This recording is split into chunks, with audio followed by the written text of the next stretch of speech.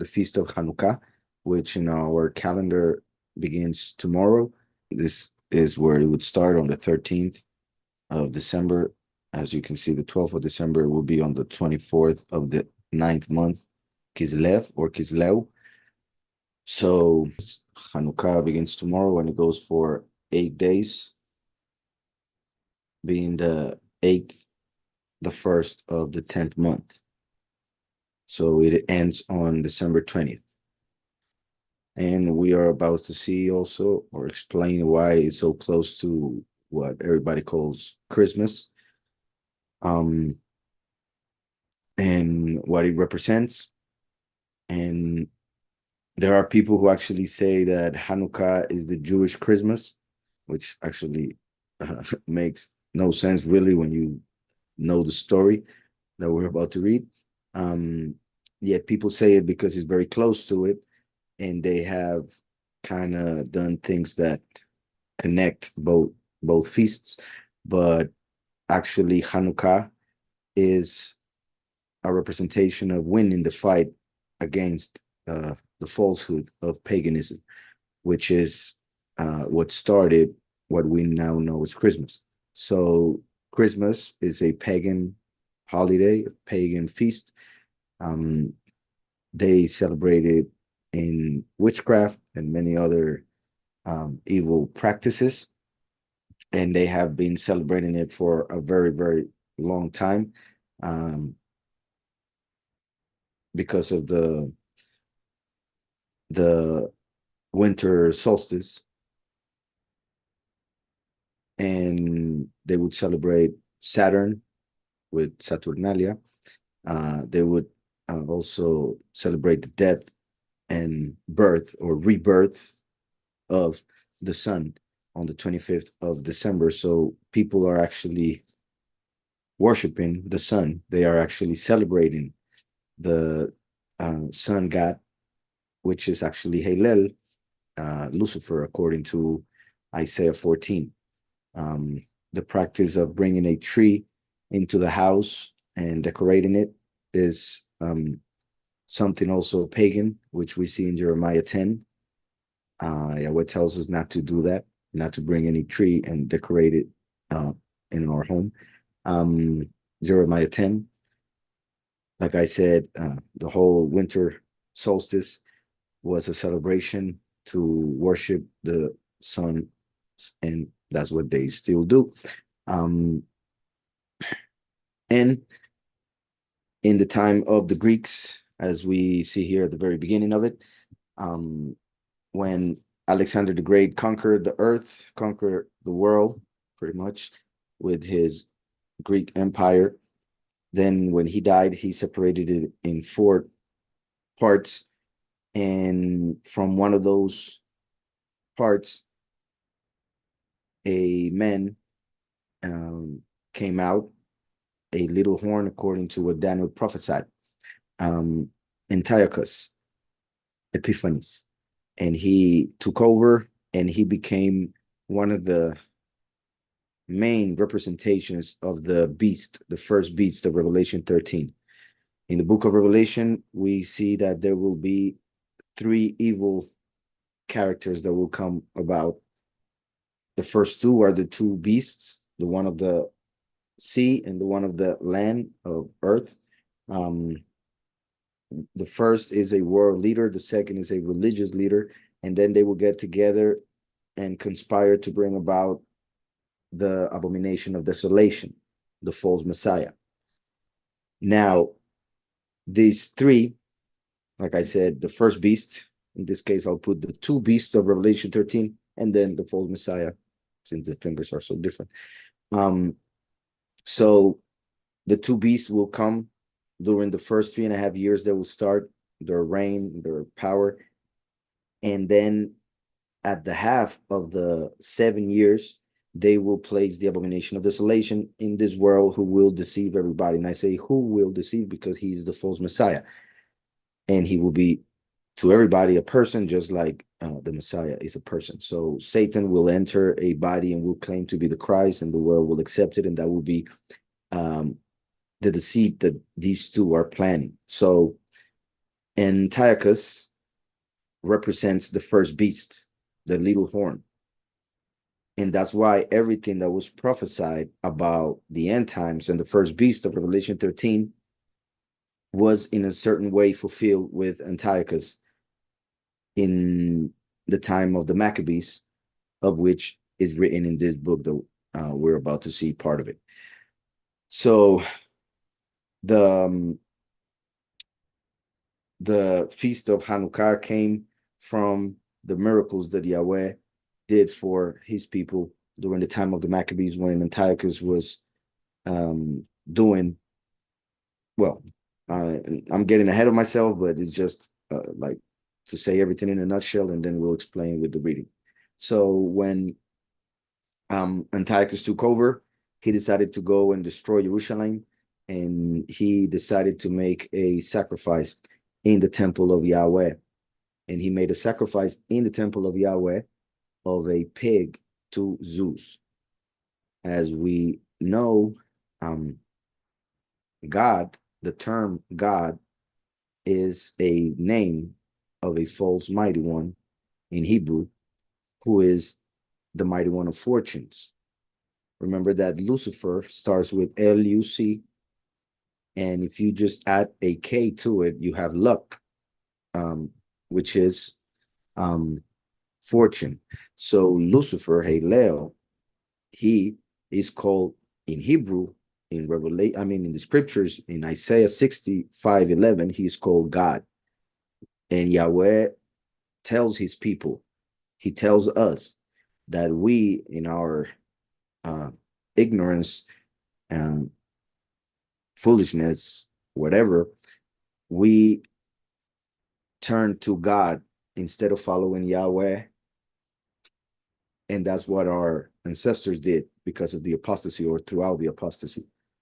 Antiochus, he came in and he made a sacrifice of a pig to Zeus, who in turn is God, who in turn is Lucifer, according to Isaiah 65:11, according to Isaiah 14. So sadly, the world throughout, well, all of history has replaced Yahweh with false Elohim, depending on the religion. And Yahweh tells his people in Isaiah 65:11 that they replace Yahweh with God. And that's what they have done. And that's why, for instance, in the $1 bill, it says, "In God we trust," right? In God they trust. In the dollar bill, which has the eye of Lucifer on the side because of the seal, right? So it's Lucifer, and then it says God, and then it's on the money, which happens to be fortune. So he's the God of fortune. And that's why the prosperity gospel is one that has turned a lot of people to idolatry of money, sadly. And that's part of what we see also in the book of Revelations when he speaks to the 7 congregations. The last of them represents that gospel. So when Antiochus does that, he turns the temple impure, right? It becomes profane. So then he tries to kill everybody who confesses the name of Yahweh, who does circumcision, who reads the scriptures, the Torah in that moment, and who separates the Shabbat. So certain Yahudim, the family of the Maccabees, they decide to run away, as in the second Exodus. That's why this feast is a representation of the end times and the second Exodus that will happen.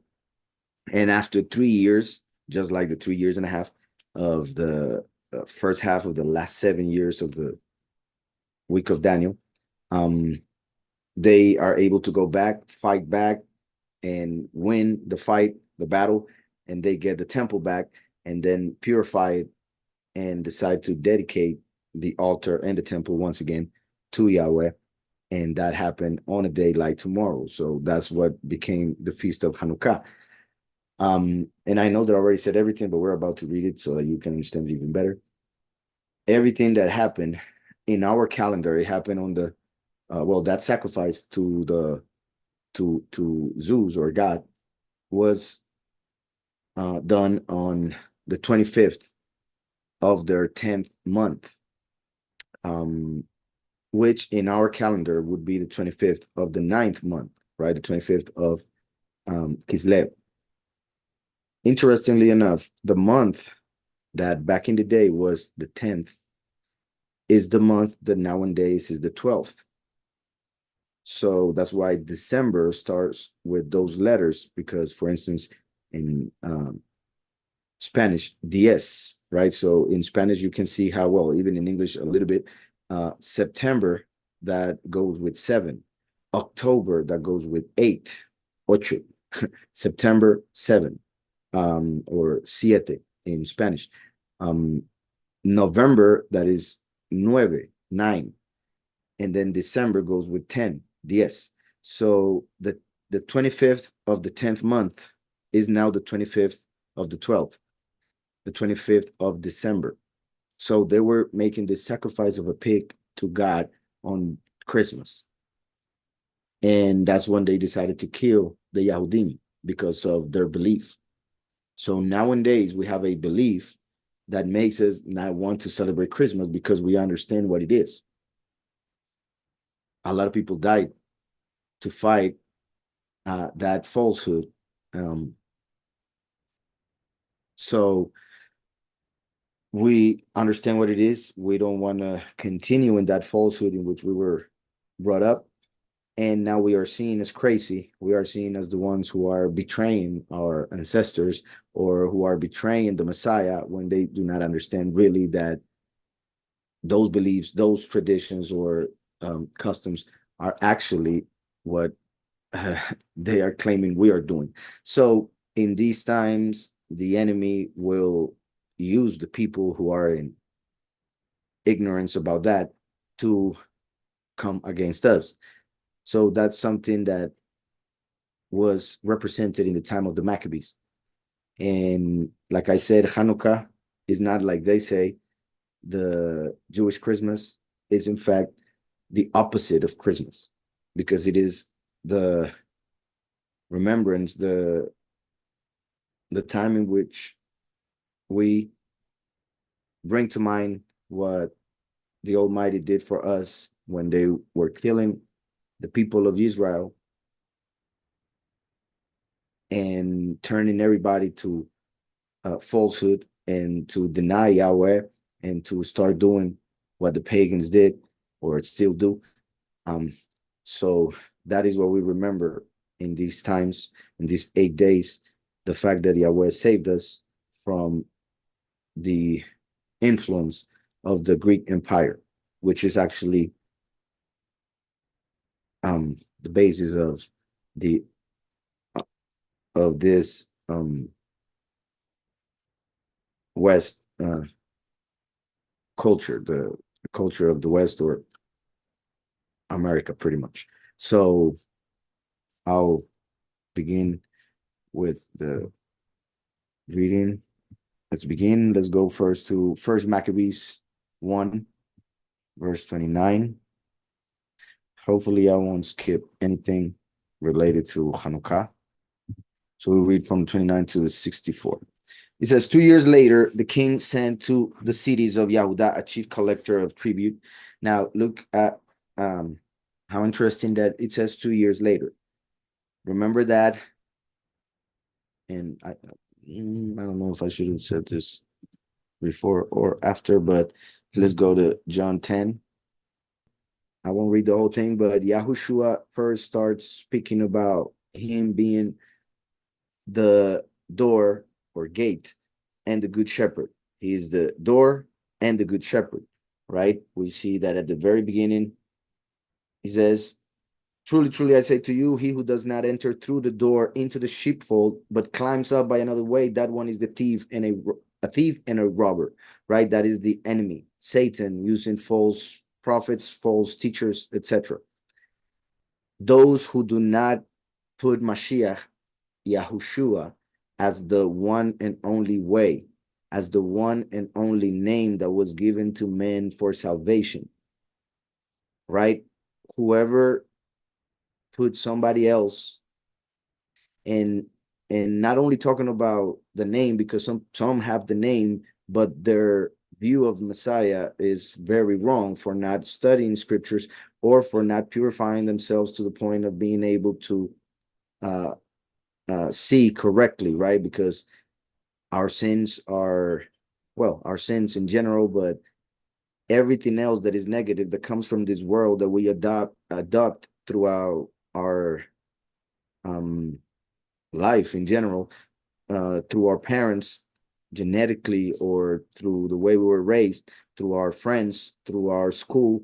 Every single thing that we do molds our mind in a certain way that then tends to either play um, for the good or for the bad of how we interpret scriptures. When we go and read scriptures, everything that we have learned in the past will get either in the way or help to understand. Depends on how we have been able to um, deal with all of those experiences and everything that we've learned, and how we, if we have been able to really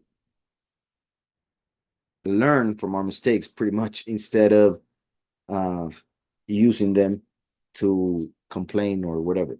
So when we read scriptures, like I always say, like you guys know, I was since I was a kid, I was a Christian, and I really loved the scriptures, but mainly the book of Revelation, the end times. Um, and I dealt with a lot, and I did wrong and everything while in Christianity, and you guys know about going through depression, things like that. My point is that um, I got to a point where I would read the scriptures and realize that what we were taught was not correct, because there were a lot of contradictions in scriptures. Um, so it is when I decided to just forget for a moment, even if it was possible, everything that I had learned, everything that I had in my mind regarding what things should be or were supposed to be, or how they were telling me that everything was regarding spirituality and this world. I decided to leave everything on the side and start to read as if I was like a blank page. That's when I started to understand, and that's when everything started to fit together like pieces of a great puzzle. So the same um I was saying right now regarding how people tend to go and read scriptures, and depending on what they have learned, that's how they judge the scripture, that's how they judge the Messiah, that's how they uh judge what they are reading. And we need to understand that first, if we believe in the Most High, we should understand and know that He is good and He's just. So anything that doesn't seem to be good or just when we read, that means is not from Him. It is us or the enemy putting words into it, ideas that we are putting, I repeat, because of the flesh mainly. So that's why the letter kills, but the spirit gives life.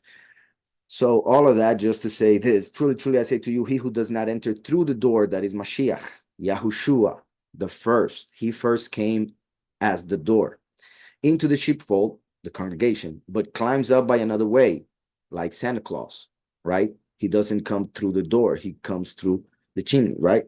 So Satan's claws come through a different way, because the door is the Messiah.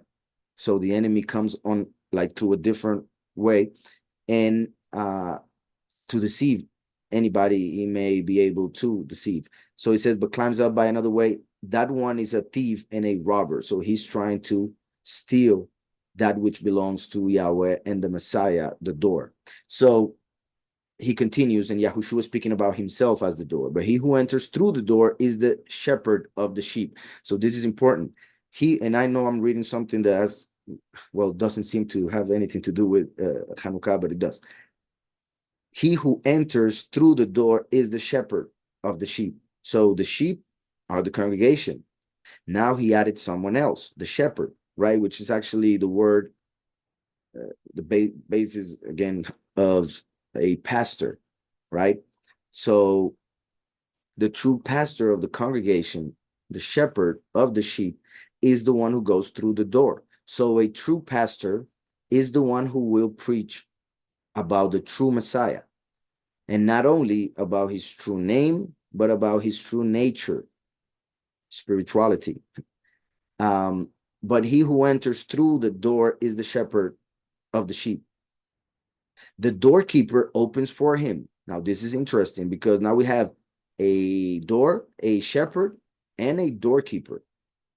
The doorkeeper is the witness Eliyahu, right? The prophet Eliyahu, that's the doorkeeper. The door is the Messiah because you first need the door. So he came as the first. Then the last comes as the shepherd of the sheep. But I'll continue. And he calls his own sheep by name and leads them out. The doorkeeper opens for him, and the sheep hear his voice. His voice. Yahushua is the word, the last is the voice. The sheep hear his voice, and he calls his own sheep by name and leads them out. And when he has brought out his own sheep, he goes before them, and the sheep follow him because they know his voice. Right? So he continues and continues. Then on verse 7, he says, Yahushua therefore said to them again, truly, truly, I say to you, I am the door of the sheep. Right? So Yahushua said, I am the door. All who came before me are thieves and robbers. This is huge. And hopefully some of you guys will remind me of this verse when we start going through the most profound books that I've told you about, that we will read in Spanish studies, because this is key. He's not saying that Abraham, that the scriptures, that the prophets, that they were thieves. No, but the interpretation that they had, the way they understood the Almighty, was a wrong interpretation, which was received by the people from the enemy through the flesh when trying to interpret the letter. So look how it says, all who came before me are thieves and robbers. Why? Because before Messiah, there was no door. Messiah is the door. So before him, there was no door for a shepherd to come through. So whoever came through to try and get the sheep was doing it the wrong way, like a thief and a robber. Hopefully that's being understood. But the sheep did not hear them.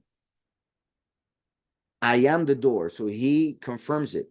Two witnesses. I am the door. Whoever enters through me, he shall be saved. Whoever enters through me, confirming he is the door, the way, he shall be saved and shall go in and shall go out. Which is interesting. That kind of like saying you can go in and out whenever you want, because now you have the key of David, which opens and no one shuts, and shuts and no one opens. But besides that, is like saying, and you shall go in through him, and therefore will go out of this reality, will go out of sin, will go out of hell, will go out of Sheol if you go through him. So you go in order to go out. Just like you find the end in the beginning, right? Because he is eternity, in which there is no right or left. There is no up and down. Everything that has duality was a creation. Everything that has a duality was done in this reality. Before this reality, all is one. Yahweh is one. So that's why you go in and go out through the same door. Right? Hopefully that's being understood, or at least my point. So the thief does not come except to steal and to slaughter and to destroy. So it continues. Then he says in verse 11, I am the good shepherd. So he said, I am the first, I am the last. I am the door, I am the shepherd. But first the door had to come, because if he had come as the shepherd, there would be no door. He would become a robber himself.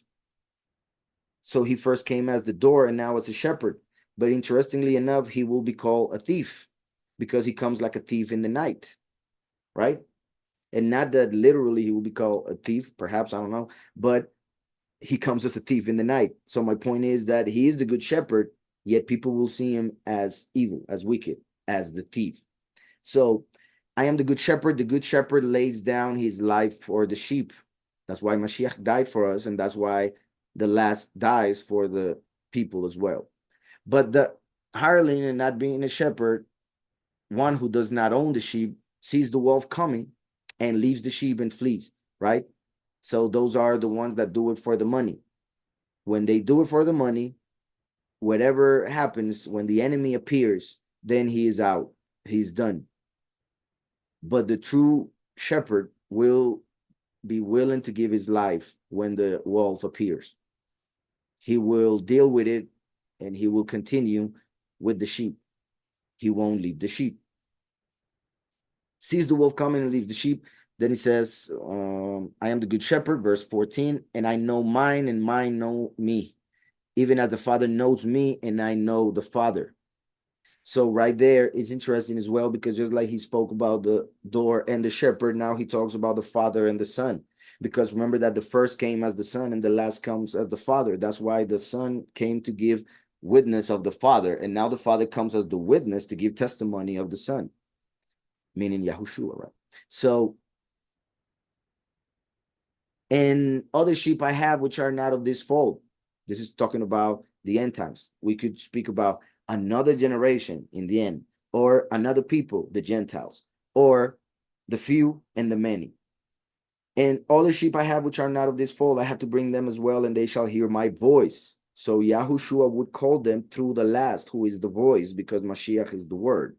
And there shall be one flock and one shepherd, just like Yahweh will be one and his name one. Zechariah 14:9, right?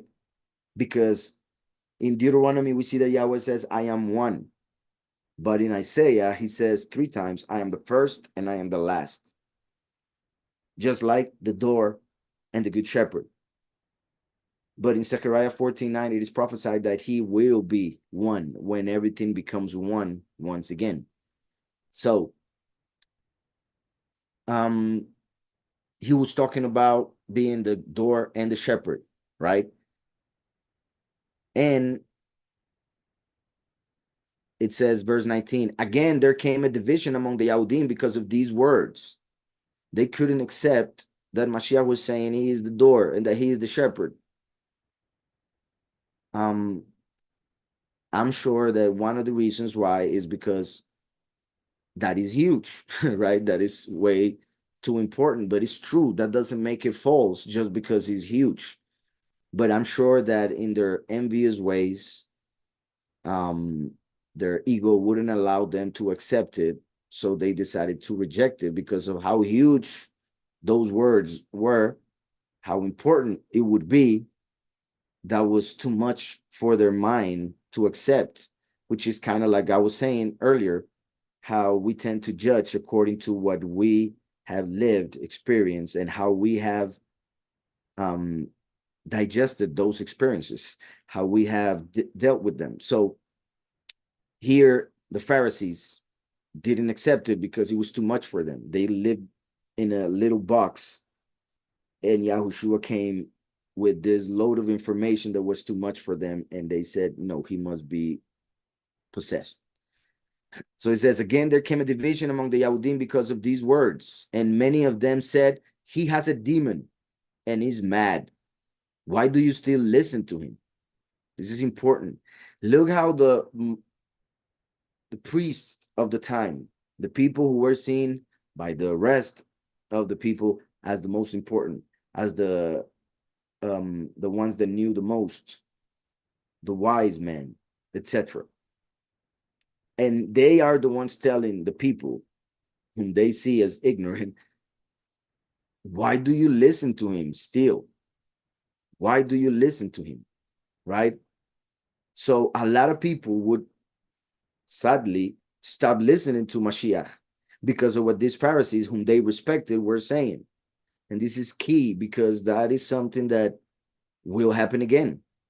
When the two witnesses appear and start preaching, the people will start to hate them, mainly the leaders, who see that they would lose their authority if it were up to the people and up to, well, to justice, pretty much.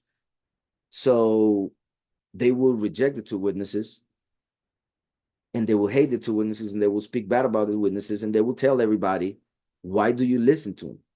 Remember that the Pharisees, as Mashiach said, were pretty much the children of Satan, right? Yahushua said it, and we can go and check it out if you guys want. Actually, in this same book, John. So he tells them that they are the children of Satan because of the way they were acting and the way they were interpreting everything the Mashiach said. So how interesting that since they are the ones that are pretty much demons in the flesh, they are projecting that onto Mashiach because they cannot understand or don't want to understand what he's saying, or don't want to accept even if they understand. So what they say is he has a demon because he is the opposite of us, right? And since they thought they were just, they thought they were righteous people, then anybody who was their opposite would be a demon, right? And that's how it normally happens. Person is in a box made by their own experiences, and when something out of the box comes to their environment, unless they are open-minded, they will right away reject it as opposite and therefore negative or evil, thinking they are good. So that's what happened with the Pharisees. And sadly, those kind of people will try to influence others to act or think as them. And the enemy, and I say this because I have experienced it, and because also a lot of people have told me about it when it comes to people of the congregation. Some have been open about it. Others, I know they don't want to tell me, but I know it's happening. The enemy puts weird thoughts in people's minds anytime he can. And many times, obviously, to keep us away from the truth, to keep us away from the Father. Like when you're going to pray, and all of a sudden you start to have weird thoughts, and then you think that you shouldn't pray because you're having those thoughts, instead of having the willpower to reject those thoughts and continue to pray. Or you are praying in the middle of the prayer, and then you get some thoughts that you shouldn't.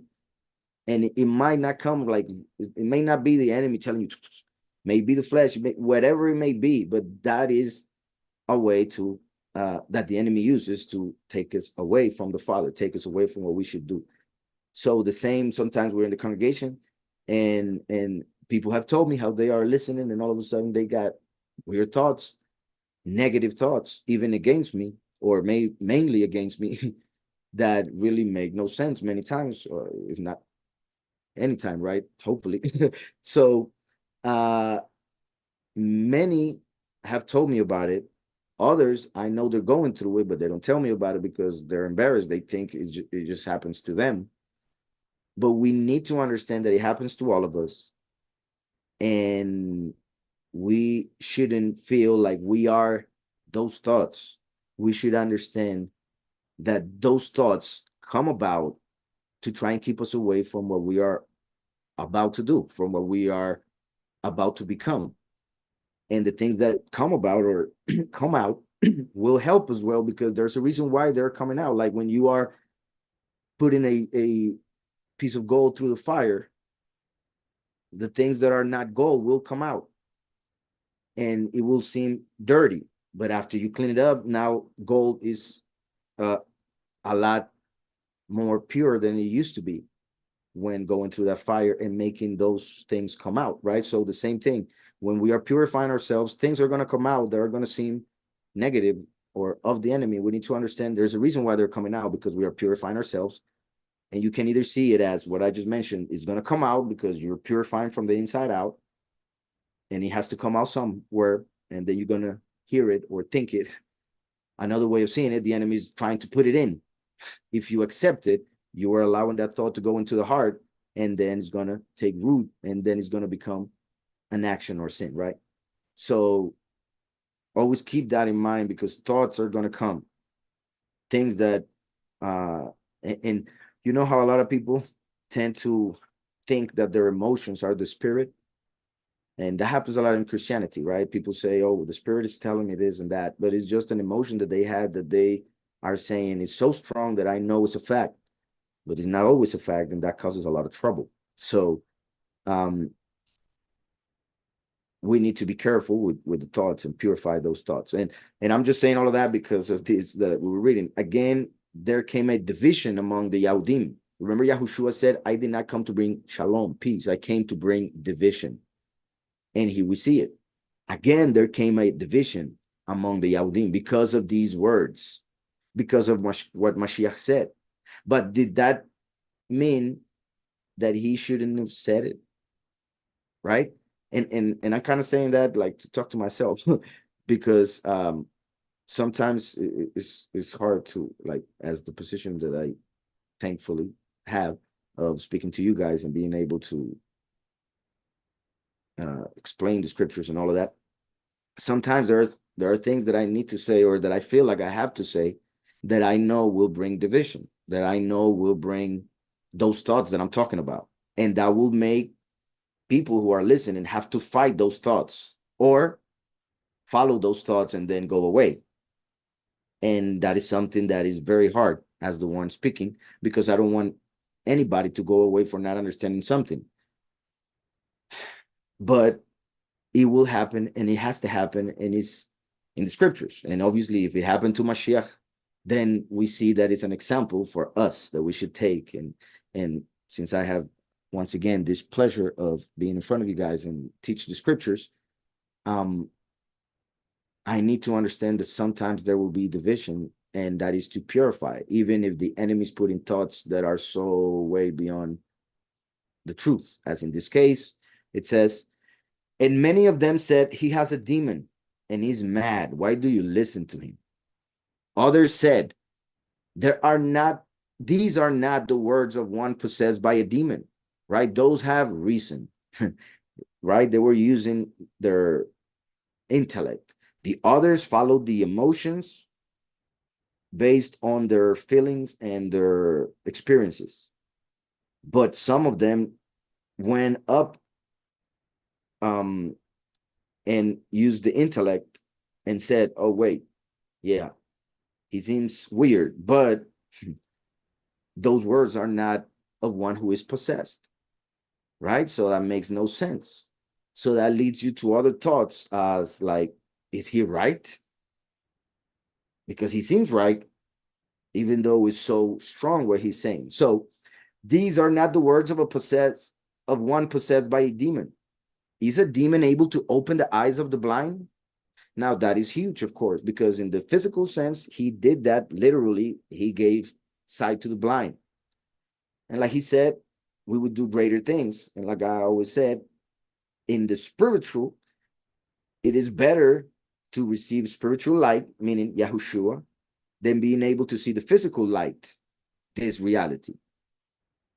Obviously, it's better to receive spiritual light, but those who need to see in order to believe, they want to see with their physical eyes. So they expect physical miracles, even though the physical will pass, right? Hopefully all of that is being understood. Now, we got to the point. These are not the words of a possessed by a demon, of one possessed by a demon. Is a demon able to open the eyes of the blind? At that time, the Hanukkah came to be in Jerusalem, and it was winter, right? Now, winter, like if we separate the year in 4 parts, as we see in the book of Hanukkah, winter begins with the last day of Hanukkah, as we just saw. And the first 7 days of Hanukkah would be the end of fall. However, in scriptures, we normally just see the year separated in 2 because of how close Israel is to the equator.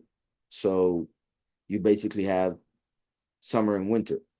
So it is possible that by saying winter here could mean even the first days of Hanukkah. So it says, at that time, the Hanukkah came to be in Jerusalem. So interesting that he was speaking all of this. I am the first and the last, the door and the good shepherd. Right before we start seeing the feast of Hanukkah, which has to do with lights, we see that it says, is a demon able to open the eyes of the blind? Is a demon able to give light? Right? Obviously not, because they are darkness. How can light come from darkness? Only Yahweh can make that happen, as he did in Genesis when everything was in darkness and he said, let there be light. And that, of course, after he had contracted himself, for he is the light. So at that time, the Hanukkah came to be. And this is important. I came to read this part because a lot of people claim that Hanukkah is not in the New Covenant. Here we see it in this translation, even comes with the word Hanukkah, but it means dedication. So other translations just have dedication. So people read that and don't know that it is Hanukkah. Hanukkah is the Hebrew word for dedication. So maybe that's what it says here. Feast of dedication, during which candles are lit every evening to commemorate Maccabean triumph over the Greeks in 165 BCE. So interesting that right after talking about giving light to the blind, it talks about Hanukkah, which is the Feast of Lights. So came to be in Jerusalem, and it was winter. So summer represents the beginning, winter the end, because that's the beginning and the end of the year. But I mean the beginning of time and the end of time. Just like light and darkness, summer and winter, heat, cold, right? Obviously, darkness is the lack of light, just like in the apostasy in the end times. The cold happens because of lack of heat. So that is being away from the fire, from, in this case, the last. Yahushua, the light, the last is the fire. Being away from Yahweh. And then the other example I mentioned, winter. Oh, no, that I already mentioned. Summer would be the heat, cold, winter, which is also dark, lack of light. And I think I have mentioned another. But the point is, the end is the time of darkness. It is cold, spiritually speaking, is the point. So it will be the winter. So this represents the end. And like I always say, remember that the four good news, Mark, Luke, Matthew, and John, they are connected to the four levels of interpretation. And even though they are not put in the Bible in the order that I just gave them, it is this order that I just mentioned, the way it should be read or interpreted, because Mark is the most literal one. Then John is the most spiritual one. So it goes deeper and deeper when it comes to interpretation. And obviously, the deeper it is, the more you can get from it when it comes to Revelation. So that's why John is the one who wrote the book of Revelation. So Mark is written showing Mashiach as a servant or a slave, so that others who are servants may be able to identify themselves and also understand. That's why Mark just speaks about what you should do, and that's it. Just like you would tell a slave, do this, and that's it. Won't explain anything. Then he goes to Luke, which refers to Mashiach as a man, so that any man can read and understand, free or bond. I mean, any human being. And then he goes to Matthew, which shows Mashiach as the king. And that book is for leaders to read and understand from their point of view as those who govern. And then comes John, which speaks of Mashiach as the messenger of the Most High, the Malach of Yahweh, who came from the heavens. That's why these four are connected to the ox, the man, the lion, and the eagle. So John is the deepest of all the books of those four. And this is the one in which there are certain stories that are told in these first three books that are not mentioned in this one. Mainly what has to do with the end. Why? Because John would speak, would write the book of Revelation. So everything about the end is written by him in another book. But when it comes to this one, the book of John, he writes about what Mashiach did in his first coming in a way to represent what Yahweh would do in his second manifestation on this earth as the last. So it is very interesting that Hanukkah only appears in the book of John, because Hanukkah, just like Purim, are a couple feasts that were a representation of things that would happen in the end times. So it is interesting that when Yahweh decides to mention Hanukkah in the good news, he decides to give it through John, Yahuchanan. So he writes about Hanukkah, and he mentions that it was in the winter, which should be understood pretty much, but it is mentioned to represent the end. Just like he just talked about the last, because he mentioned the good shepherd, the voice, having to come for the other part of the sheepfold, right? The other sheep that he needs to bring in. So he speaks about being the first and the last, giving light to the blind, Hanukkah, winter, right? So all of that points to the end. So at that time, the Hanukkah came to be in Jerusalem, and it was winter, and Yahushua was walking in the set apart place in the porch of Shlomo. He wouldn't be in the temple. Like, obviously, the feasts were celebrated at homes, but mainly in the temple. If you don't celebrate something, then you wouldn't go to the celebration, right? And I know when it comes to what is about to come, I have said that it's understandable. I could understand if any of you like want to go through somebody's house and say hi and love you, but I don't celebrate this, I'm out, right? Something like that, or you're not sinning if everybody's celebrating it and you happen to live in the same place. So there are several ways in which we can see and understand doing something like that. But my point is that if Mashiach himself was against the feast of Hanukkah, if he would have said, like many Christians and others say regarding Hanukkah, that is evil or false, which they actually do, sadly, because maybe they haven't read Maccabees, and secondly, because they tend to,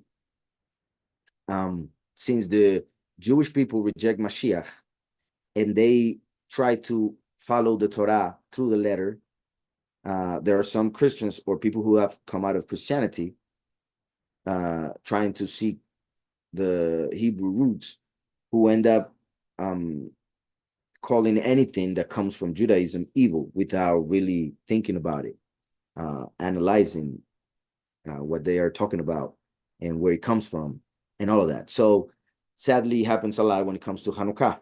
But if that was the case, Yahushua would have not been there. Like, first, most likely Hanukkah would not have been mentioned in the New Covenant. Now, if it was mentioned, then it would be mentioned in a negative light.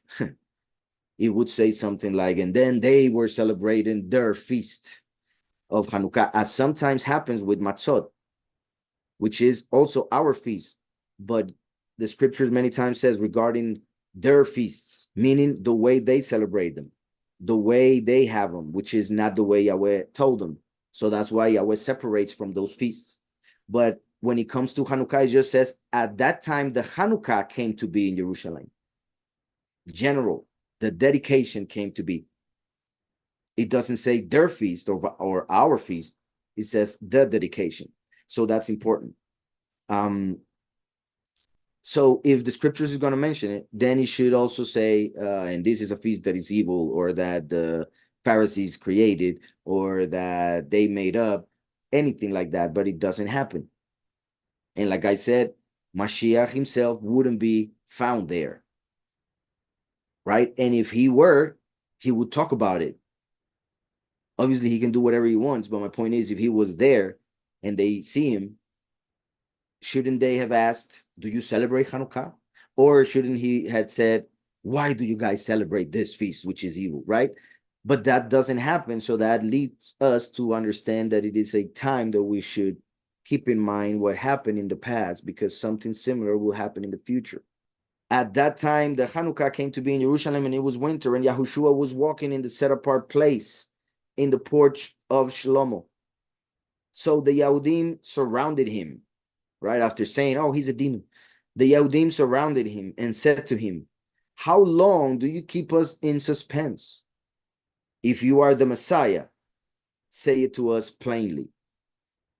How long do you keep us in suspense? If you are the Messiah, say it to us plainly. plainly, because he already did, but they didn't want to hear it the way he said it. And that is the issue, that many times people ask questions that they don't want the answers for. Sometimes they ask questions in order to be able to attack, as the Pharisees did once they received the answer. Or sometimes people just want to hear what they want to hear the way they want to hear it. And if they hear it a different way, they won't accept it, which is the most common one. So he had told them in many ways, yet he had not said, I am the Messiah. He had not said that like that. With the disciples, that's another deal. He was more open with them. And they asked him directly. He answered directly.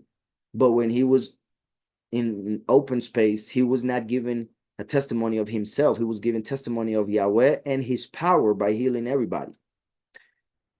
So now they surrounded him. But it's interesting that it happened in Hanukkah, a time of dedication and everything that I have said already, and a time that represents the end. So the Yahudim surrounded him and said to him, how long? That's why I said the end. How long? Are you going to continue till the end?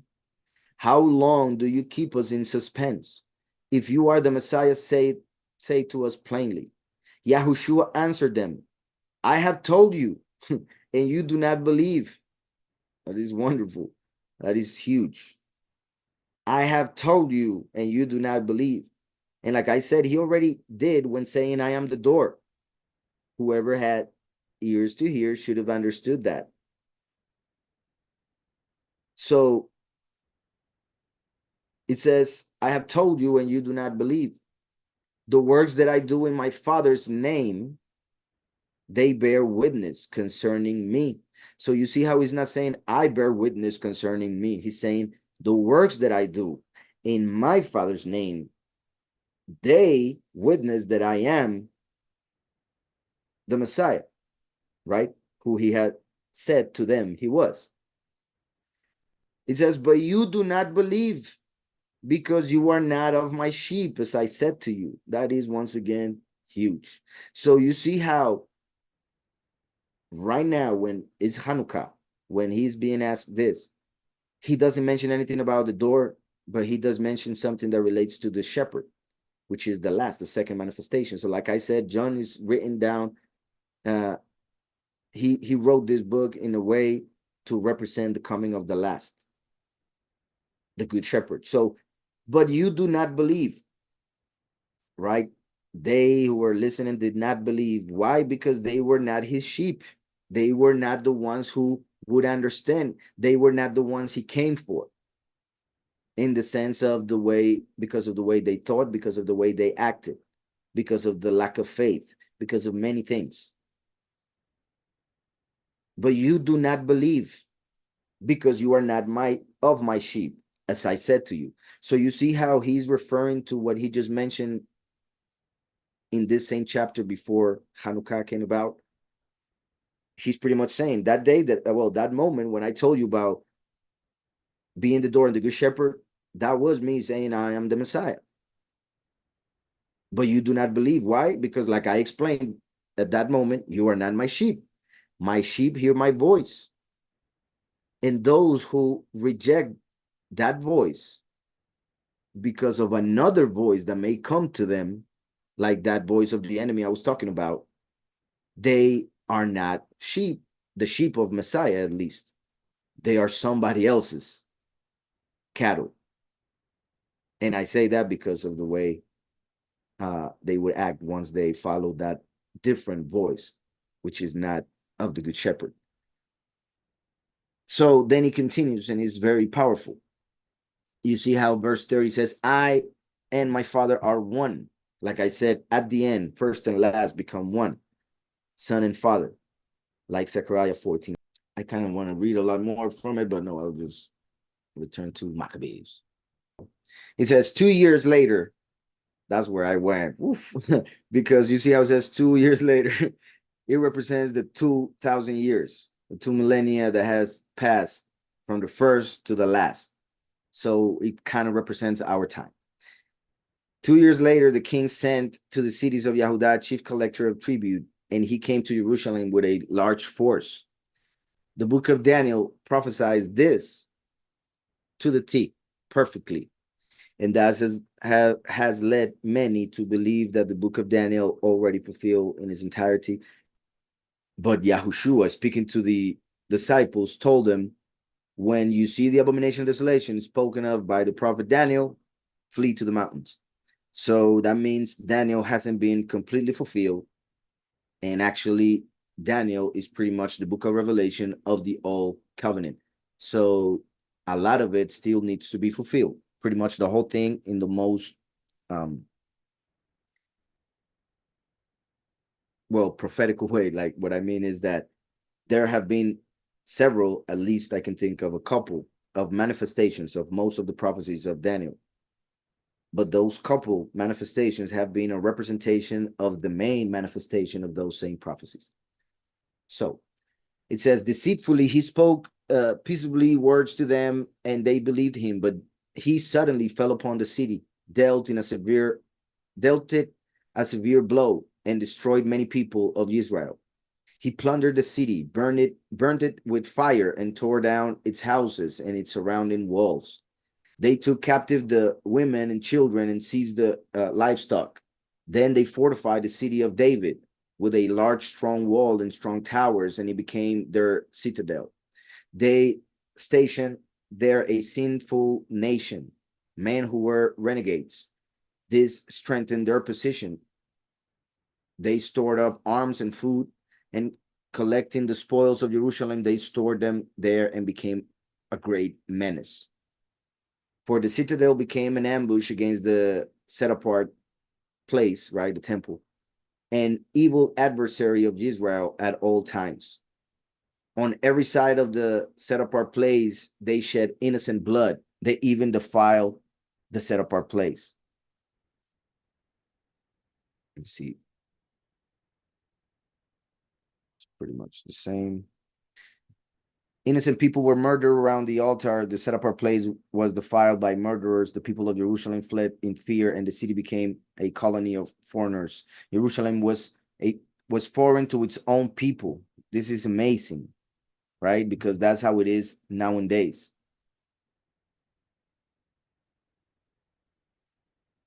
I'll read this again. The people of Jerusalem fled in fear, and the city became a colony of foreigners. Nowadays, this is what it is. Because those who claim to be Jews are not Yahudim. Those who claim to be Israel are not descendants of Jacob, at least not most of them. So those who are in Israel are not descendants of Israel. And if we who are descendants of Israel, thankfully, if we are to go there, we need a passport, and we would be seen as foreigners, right? So this is a reality nowadays. And the city became a colony of foreigners. Jerusalem was foreign to its own people, right? Its own people. So we are the people of Jerusalem, but it's foreign to us because we were born in the nations, as Yahweh decided because of our sins, as he prophesied. It says, who had been forced to abandon the city. Her temple was empty as a wilderness. Her temple was as empty as a wilderness. Her festivals or her feasts, I like that better because festival is pretty much a feast for Baal, right? So I don't like the festival word, but her temple was as empty as a wilderness. Her feasts were turned into days of mourning, right? Her moedim were turned into days of mourning. Moedim is the Hebrew word for what normally is translated as feasts, appointments, assemblies. Her Shabbat joy into shame. Her honor became an object of ridicule. Her shame was as great as her former honor or esteem, and her pride was turned into deepest mourning. Verse 41.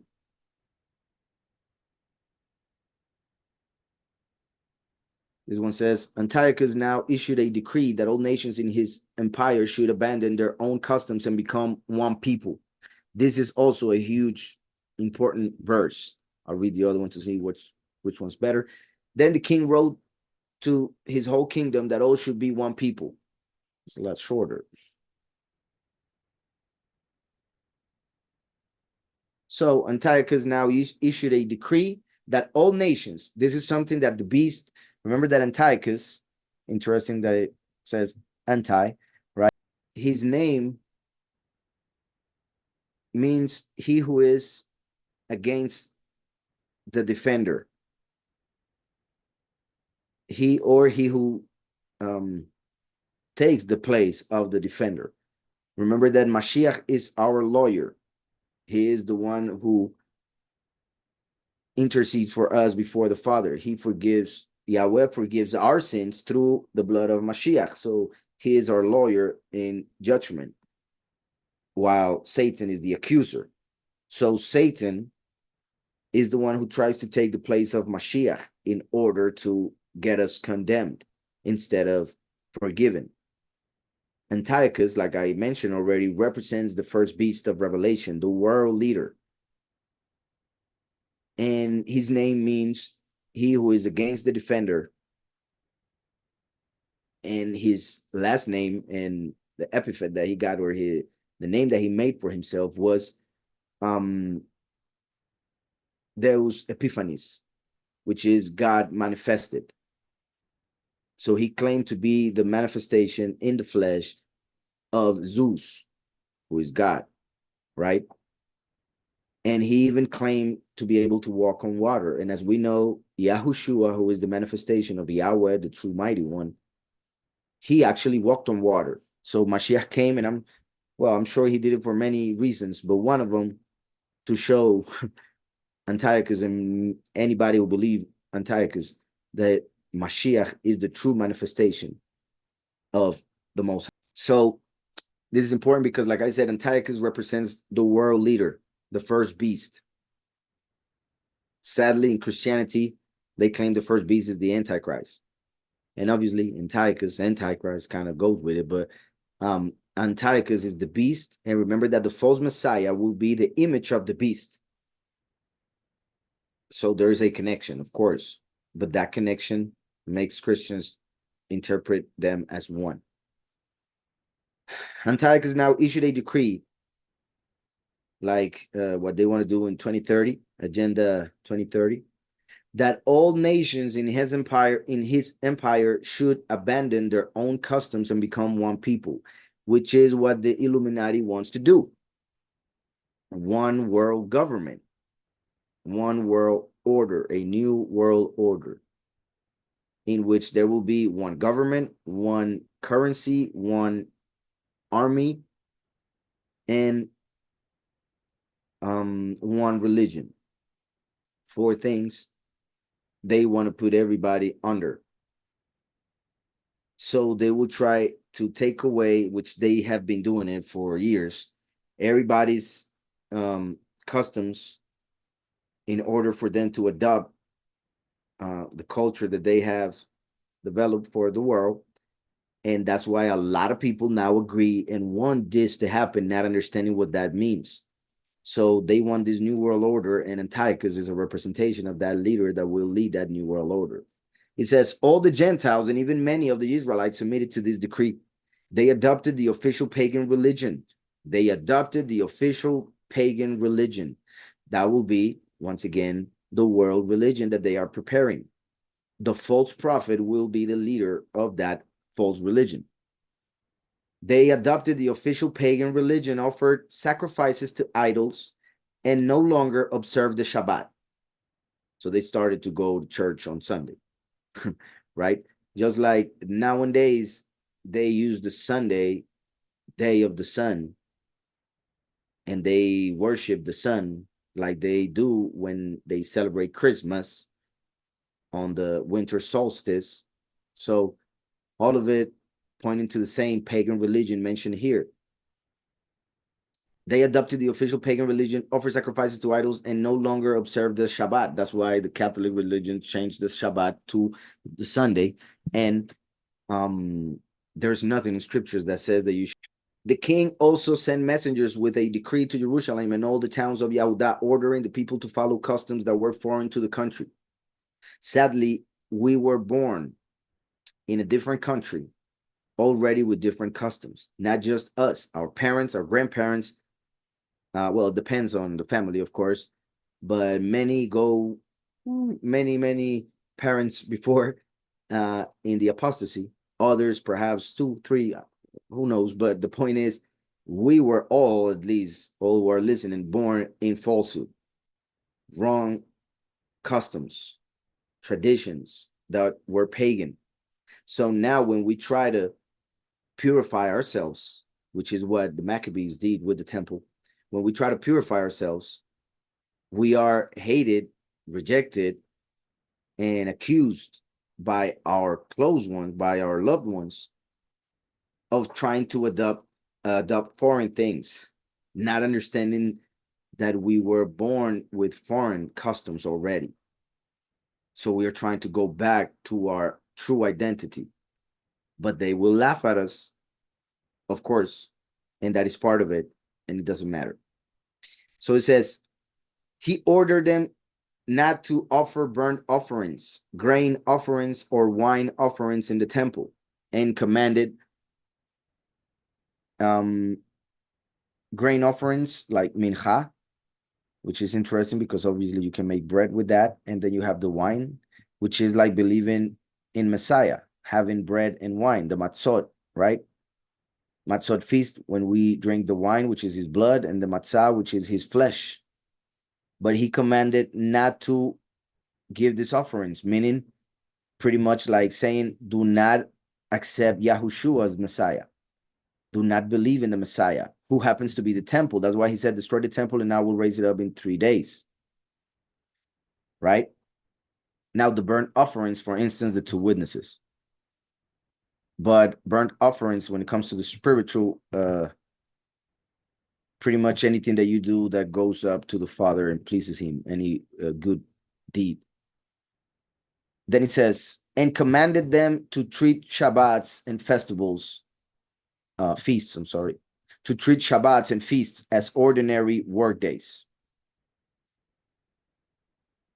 So not to separate the days that Yahweh told us to separate, which is interesting because this is written here and therefore shows us the importance of separating, in the sense of saying, okay, this is the day that Yahweh called us to separate, the Shabbat. That is the only day of the week that Yahweh gave a name to, the Shabbat. And then the feasts that are Shabbats too, Shabbatot. And we should celebrate the feast given by Yahweh. Because if the enemy is trying to make you see those days as ordinary days, that means that he gains something from it. That by doing that, we are failing Yahweh. So that means that following the feasts is important. I say that because a lot of people say it's not. Then he says, they were even ordered to defile the temple and to set apart things in it. They were commanded to build pagan altars, temples, and shrines, and to sacrifice pigs, and other unclean animals there. Pigs. It's interesting that in Latin, pig is pronounced Zeus. Interesting because they were sacrificing a pig to Zeus. Zeus is represented by the pig, that's why it's sacrificed to him. A pig looks pure on the outside because it has a split hoof, but it does not chew the cut, right? It doesn't have that internal part that represents what makes you pure in the inside. And that's why the pure animals were the ones that had both. But if one only has one, in this case, the pig, the outside represents a person who wants to deceive people through their appearances, looking all pure and clean and just on the outside, but being filled with wickedness. That's what the pig represents. And that's why they were sacrificed to Zeus, because Zeus is Lucifer, and Lucifer is Satan, who appears as a angel of light. So he, in his appearances, deceives people who end up thinking he is the Almighty. So, like I said, Zeus is pig in Latin. Now, also, you know how we say geography, geo is earth, right? And geo in Spanish would be geo. Ge and geo in Latin means earth. So Jesus would mean pig of the earth. And Jesus is how people pronounce the false name in Spanish. So it's interesting that they were sacrificing a pig to Zeus, a pig of the earth, of course, a pig of the earth, meaning Jesus, to Zeus. And all of that is very important because I already said Lucifer is that angel that is represented by the pig because of that quality that only the pig has of having the split hoof but not showing the cut. That represents looking pure in the outside but not being pure in the inside. That is Lucifer. So Lucifer, as the spirit of the pig, will enter a human body, for the human body is the temple. So Antiochus brought a pig into the temple and sacrificed it. So burnt it in fire, with fire. And this is also interesting, which I have not mentioned in the Spanish ministry, by the way, because when Yahweh sent his breath to Adam in order to give life to him, he sent his breath, which traveled as a ruach, wind, spirit, and it entered the human body. I don't know if I was here, but anyways, the human body is the temple. So bringing a pig, yeah, that's what I was going to say. When Yahweh sent his breath, which traveled as the ruach, it entered the nose of Adam. And once the ruach, as wind, enter the body as a fuel or as matter, the mix of it caused the friction that made the nephesh. Esh is fire, so nephesh, soul. Nephesh is soul. The soul is pretty much the fire that got lit when the wind and matter united, causing the friction to create the soul. So when spirit entered the flesh, then the soul came to be. That is Adam and all of us who came from him. So we see in the book of Revelation 13 that the second beast will make an image for the first beast. When Yahweh made the human body, he said, let us make man in our image and likeness. So the body is an image because that's what we see, the image. The body is the image.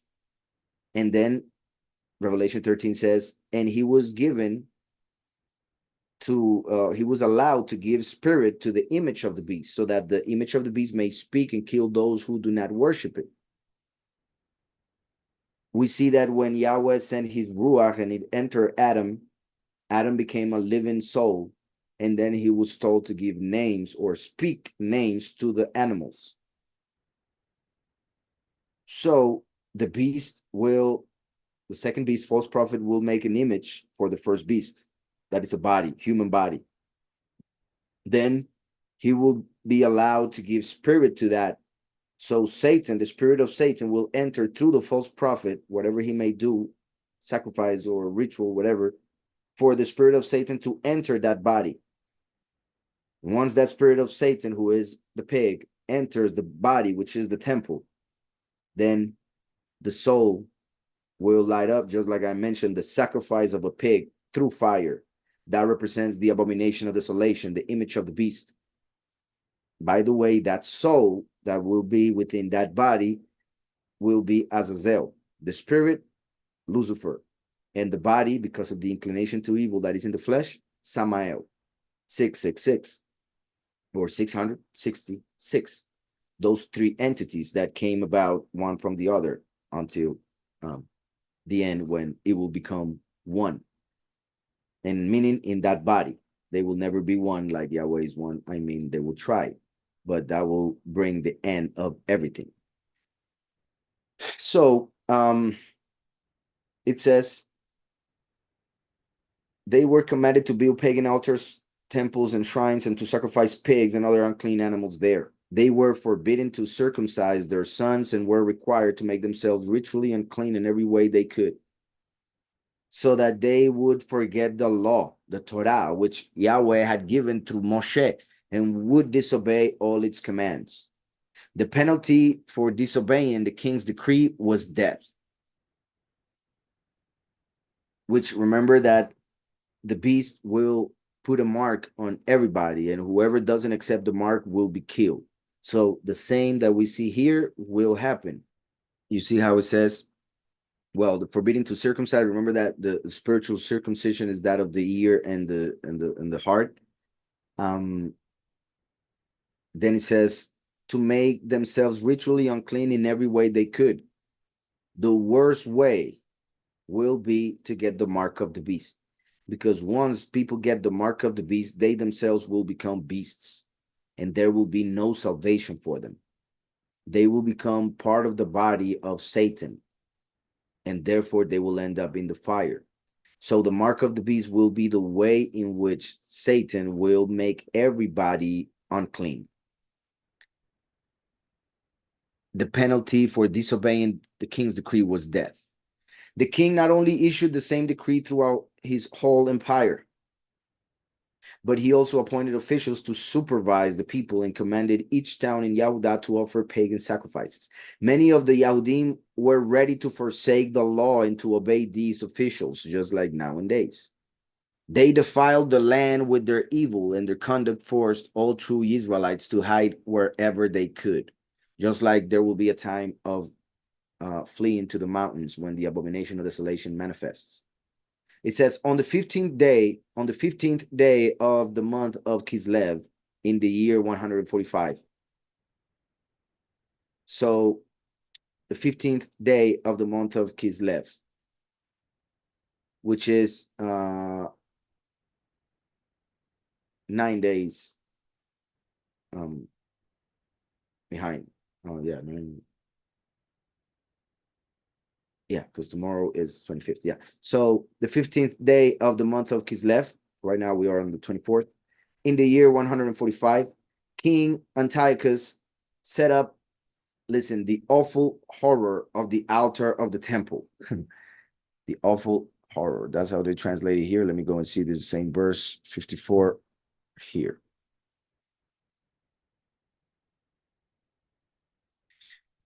The desolating sacrilege. You see how they use desolating? That would be desolation. Sacrilege, that's like an idol. And so sadly, the translation of those words there is not the best, but or well, how can I put it? The best way that it would have been translated for us to connect it with other things of scriptures, because of how the other parts of scriptures have been translated, would be the abomination of desolation, because obviously in Hebrew it's said differently, but the way they translated the words in Daniel was abomination of desolation. And it makes sense, because abomination is a synonym of idol. An idol is an abomination. On the other hand, desolation is destruction. So abomination of desolation is an idol that will destroy, that will cause destruction. We see the image of the beast. The image is an idol, and that image of the beast will have the authority to kill whoever doesn't worship him. So he will be able to kill.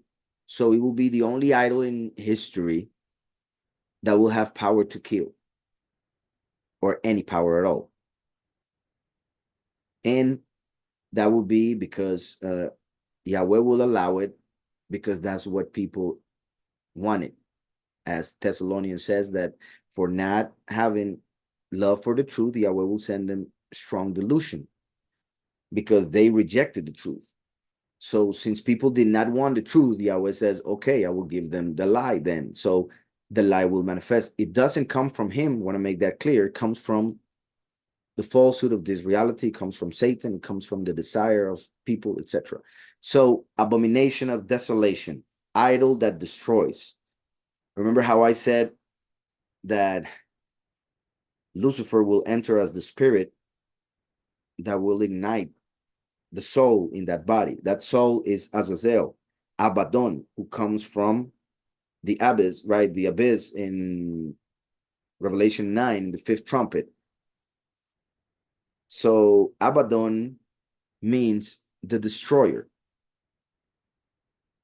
The abomination, desolation, will be the destroyer in a body who will kill everybody who will reject him.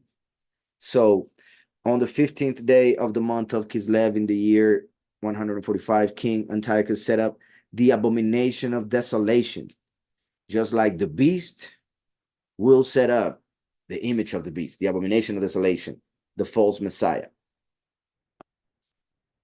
Now, oh, this is so wonderful, so amazing. Well, not that, but I mean the revelation that I'm about to say. Oh, remember how I mentioned, well, we just read the second Exodus, right? Everything that had to do with the second Exodus. We did those studies not long ago. And that has to do with what Mashiach said. When you see the abomination of desolation in the place where it should not be, let him who read understand. Those who are in Yahudah flee to the mountains. That represents those who praise Yahweh flee when you see the false Messiah is in the world. And remember how I have told you that the day that scripture seems to point to when it comes to the abomination of desolation manifested on this earth is the 15th of the 7th month, right? Remember? The 15th of the 7th month. That's why that is the feast of Sukkot, when people need to go to the mountains. So the abomination of desolation would manifest, or seems like it will be on the 15th of the 7th month. Now, interestingly enough, we see here on the 15th day of the month, King Antiochus set up the abomination of desolation. So we see that the abomination of desolation was set up on the 15th of a month, not the month of Etanim, which is the 7th. But interestingly enough, as you will see perhaps tonight, because by the way, next Tuesday, still Hanukkah. So if we don't finish tonight, we'll continue next Tuesday. So when the Maccabees fled to the mountains, they were there for 3 years, pretty much. And since they were there, they were not able to celebrate the feasts, because we just saw the feast became sadness, right? So when they come back and are able to get the temple back and dedicated, they celebrate the first Hanukkah, which lasts 8 days, because they were sad that they couldn't celebrate Sukkot and Shemini Atzeret, which lasts 8 days. So they made Hanukkah as a second Sukkot. So Hanukkah is a second Sukkot, just like there's a second Pesach, right, on the second month. Now, this is a second Sukkot, Hanukkah, on the 9th month, the 25th of the 9th month. Yet the real Sukkot is on the 7th month. So my point is that there is a reflection of the 7th month in the 9th month, made through Sukkot and Hanukkah. And we are seeing here that Antiochus put the abomination of desolation on the 15th. And if Kislev in this case is a reflection of the 7th month, then that would be Sukkot. And my point is that kind of confirms that the abomination, desolation, or the false Messiah will appear on the 15th day of the 7th month, which is, so it says, King Antiochus set up the awful or the abomination of desolation on the altar of the temple, and pagan altars were built in the towns throughout Yehudah. Pagan sacrifices were offered in front of houses in the streets. Any books of the law which were found were torn up and burnt. And anyone who was caught with a copy of the set apart books or who obeyed the law was put to death by order of the king. Same thing when it comes to the mark of the beast. Month after month, these wicked people used their power against the Israelites caught in the towns. On the 25th of the month, which is tomorrow, the 25th of the month, Hanukkah, these same evil people offered sacrifices on the pagan altar erected on top of the altar in the temple. So they made a sacrifice on the 25th because they would sacrifice every 25th of every month. So on the 25th of the 9th month, they entered the temple of Yahweh and offered a sacrifice, which was the 10th month for them, which is now December. So they went in on Christmas to cook a pig to celebrate Zeus, which is what they still do. And they say we are the wicked ones for not wanting to. On the 25th of the month, these same evil people offer sacrifices on the pagan altar erected on top of the altar in the temple. You see how there was an altar, but they made another altar on top of it for Zeus. Yahushua came and told us how to worship. He gave us the altar. But then came Rome and Christianity and built a different altar on top of it, claiming is the same. Right? So they made a different doctrine using the scriptures, and they claim is the true doctrine, yet it is pagan. It came from Greece and Rome. It's Greco-Roman, pretty much represented by brass and iron in the scriptures, right? So they made a different doctrine on top of the true doctrine and claim is the same. So it says they offer sacrifices on the pagan altar erected on top of the altar in the temple. Mothers who had allowed their babies to be circumcised were put to death in accordance with their king's decree. With the king's decree, their babies were hung around their necks, and their families and those who had circumcised them were put to death. Remember what scripture says regarding the end times, about the women who will have children in those times, how hard it will be. But many people in Israel firmly resisted the king's decree and refused to eat food that was ritually unclean. They preferred to die rather than break the set-apart covenant and eat unclean food, and many did die. In his anger, Elohim made Israel suffer terribly. Now, the wicked of the Greek Empire decided to fight against Israel on the Shabbat, and they didn't defend themselves, thinking that that would be breaking the Shabbat, so they died.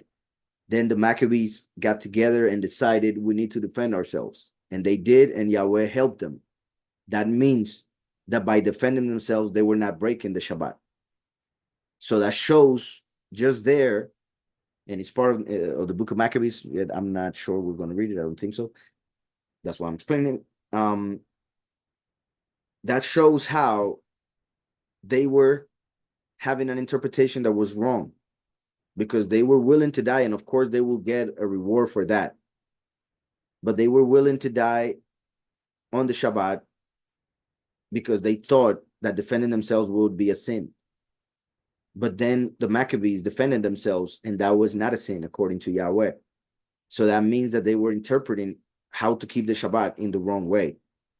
And that's something that they still do. So I just wanted to make that clear to show how just in the book of Maccabees, even before Mashiach came and explained everything, we see how something that they thought was a sin was not a sin regarding Shabbat. Let me just read first Maccabees chapter 1, 11 through 15. This is what I didn't read this time. 11 through 15. In those days, certain renegades came out from Israel and misled many, saying, "Let us go and make a covenant with the nations around us. For since we separated from them, many disasters have come upon us." So those who were of the people of Israel, they rebelled against the law, claiming that it was because of following a different belief that they had so many issues, not understanding that it was because of their sins, because of not fulfilling that belief that they claim to have, or living according to it, because faith without works is dead. So sadly, a lot of people like that are still in the world, or more now even.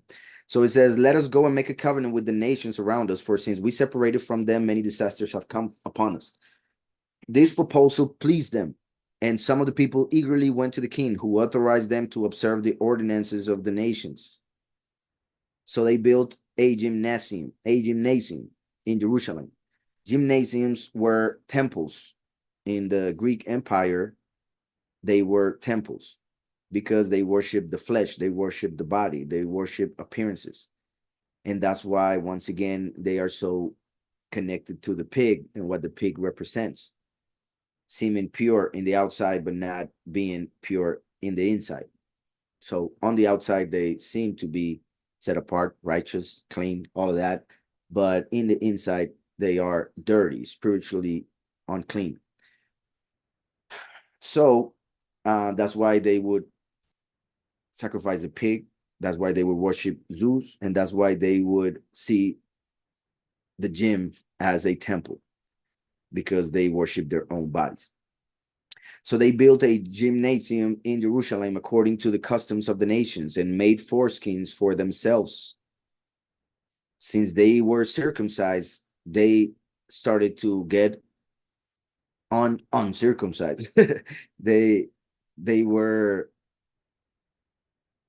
getting new foreskins for themselves. It is said that they would put weights on the flesh of their sexual organ, and those weights would bring the flesh down, pull it, and stretch it until it seemed they had the foreskin. So, and made foreskins for themselves and abandoned the set apart covenant. They joined with the nations and sold themselves to do evil. If the true circumcision is the true circumcision is the circumcision of the ear and of the heart, to do this represents allowing in your heart false doctrines that came in through your ear, right? Accepting falsehood as truth. So that's what they did. Now, let me go to chapter 2, 29 through 46. And it says, "At that time, many who were seeking righteousness and justice went down to the wilderness to live there. Just like Israel went out of Egypt during the first Exodus to live in the wilderness. And they were there for 40 years. 40 years represent the 40 Jubilees. 40 Jubilees are 2,000 years. So the congregation has been in the wilderness, spiritually speaking, because of the falsehood that entered the congregation, like Legion, for 2,000 years in the wilderness. And that represents also the second Exodus, when the chosen few will go to the wilderness. When they see the abomination of desolation, they will flee to the mountains, to the wilderness, and they will be there for a few days, not years, days. So it says, At that time, many who were seeking righteousness, already read that, I think. Yeah. Wilderness to live there. They, their sons, their wives, and their livestock, because troubles pressed heavily upon them. And it was reported to the king's officers and to the troops in Jerusalem, the city of David, that those who had rejected the king's command had gone down to the hiding places in the wilderness. Many pursued them and overtook them. They encamped opposite them and prepared for battle against them on the Shabbat day. This is what I was mentioning. They said they worship on the Shabbat. They separate the Shabbat and they don't do anything on the Shabbat. And they think that if they do anything on the Shabbat, they are sinning. So let's attack them on the Shabbat. It says, battle against them on the Shabbat day. They said to them, enough of this. Come out and do what the king commands, and you will live. But they said, we will not come out, nor will we do what the king commands, and so profane the Shabbat day, right? So they say, we won't do this, because if we do, we will break the commandment of keeping the Shabbat set apart, right? So they said, we will not come out, nor will we do what the king commands, and so profane the Shabbat day. Then the enemy quickly attacked them, but they did not answer them or hurl a stone at them or block up their hiding places. They didn't even try to close the hiding place because they thought doing that would be work. For they said, let us all die in our innocence. It's interesting that they meant, obviously, let's remain innocent by not breaking the Shabbat. And if they kill us, they kill us.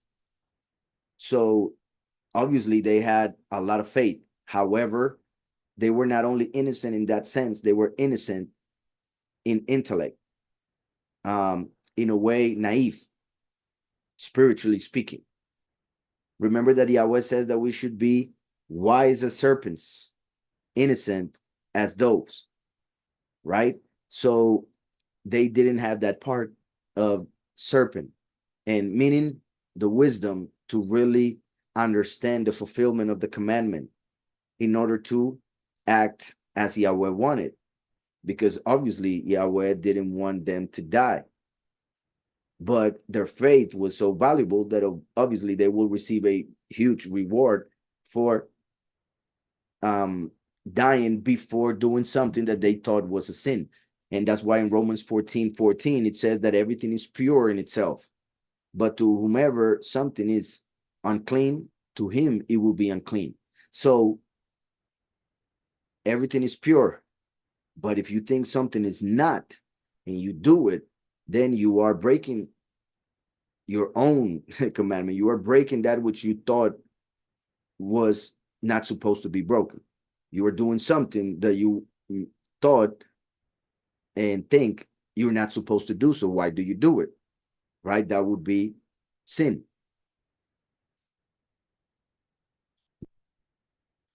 And just in case, Romans 14:14, very important verse. So it says, let us all die in our innocence. Heaven and earth testify for us that you are killing us unjustly. So they attacked them on the Shabbat and they died with their wives and children and livestock to the number of 1,000 persons. You see how we just read 2 years after, 2 years later, representing the 2,000 years. Now we read 1,000 people died, because after the 2,000 years of after Mashiach came, 2,000 years later, the Shabbat will begin, the 1,000 years, the millennium.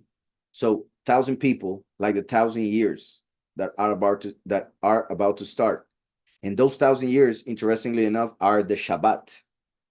So 1,000 people died because they did not want to break the Shabbat, according to their belief, the way they interpret it. 2,000 years later, or 2 years later, meaning since Mashiach came.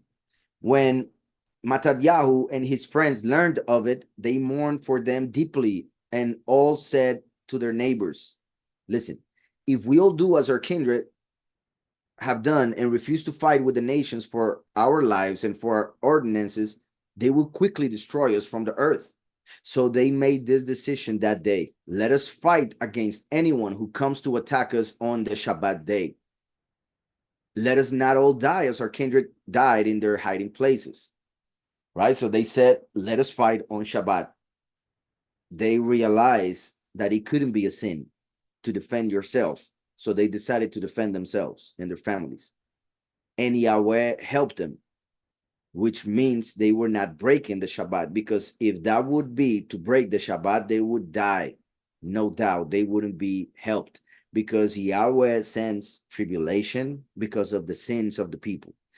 But if the people fulfill the commandments, Yahweh takes away all punishment, all plagues, all of the pain. So if they were breaking the Shabbat by defending themselves, Yahweh would not help them, and they would have fall. They would have fallen, no doubt about it, and we would not be celebrating Hanukkah tomorrow. So it says, let us not all die as our kindred died in the hiding places. Then they're united with them a company of Hasidim, set apart ones, or favored ones. Yeah, pious people. So Hasidim, mighty warriors of Israel, all who offered themselves willingly for the law, and all who became fugitives to escape their troubles joined them and reinforced them. They organized an army and struck down sinners in their anger and renegades in their wrath. The survivors fled to the nations for safety, and Mattatyahu and his friends went around and tore down the altars. They forcibly circumcised all the uncircumcised boys whom they found within the borders of Israel. Right? So they took over and started doing circumcisions.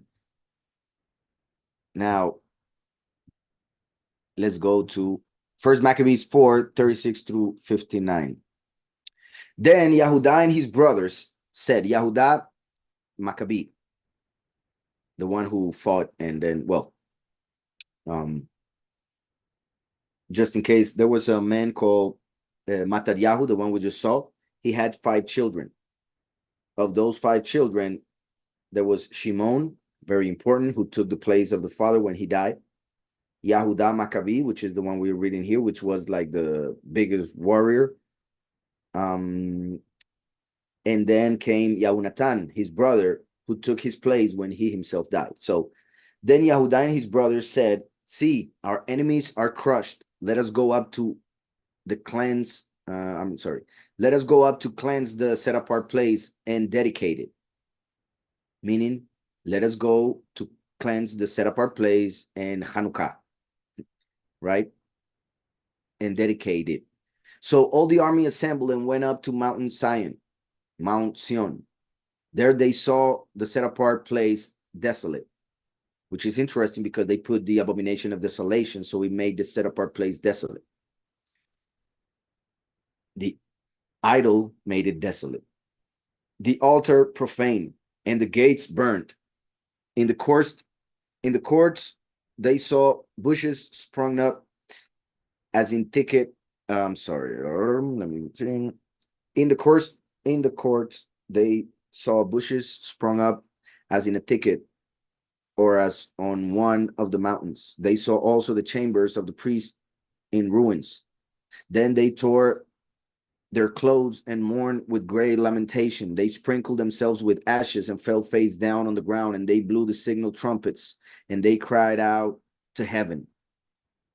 Then Yahudah detailed men to fight against those in the citadel until he had cleansed the set apart place.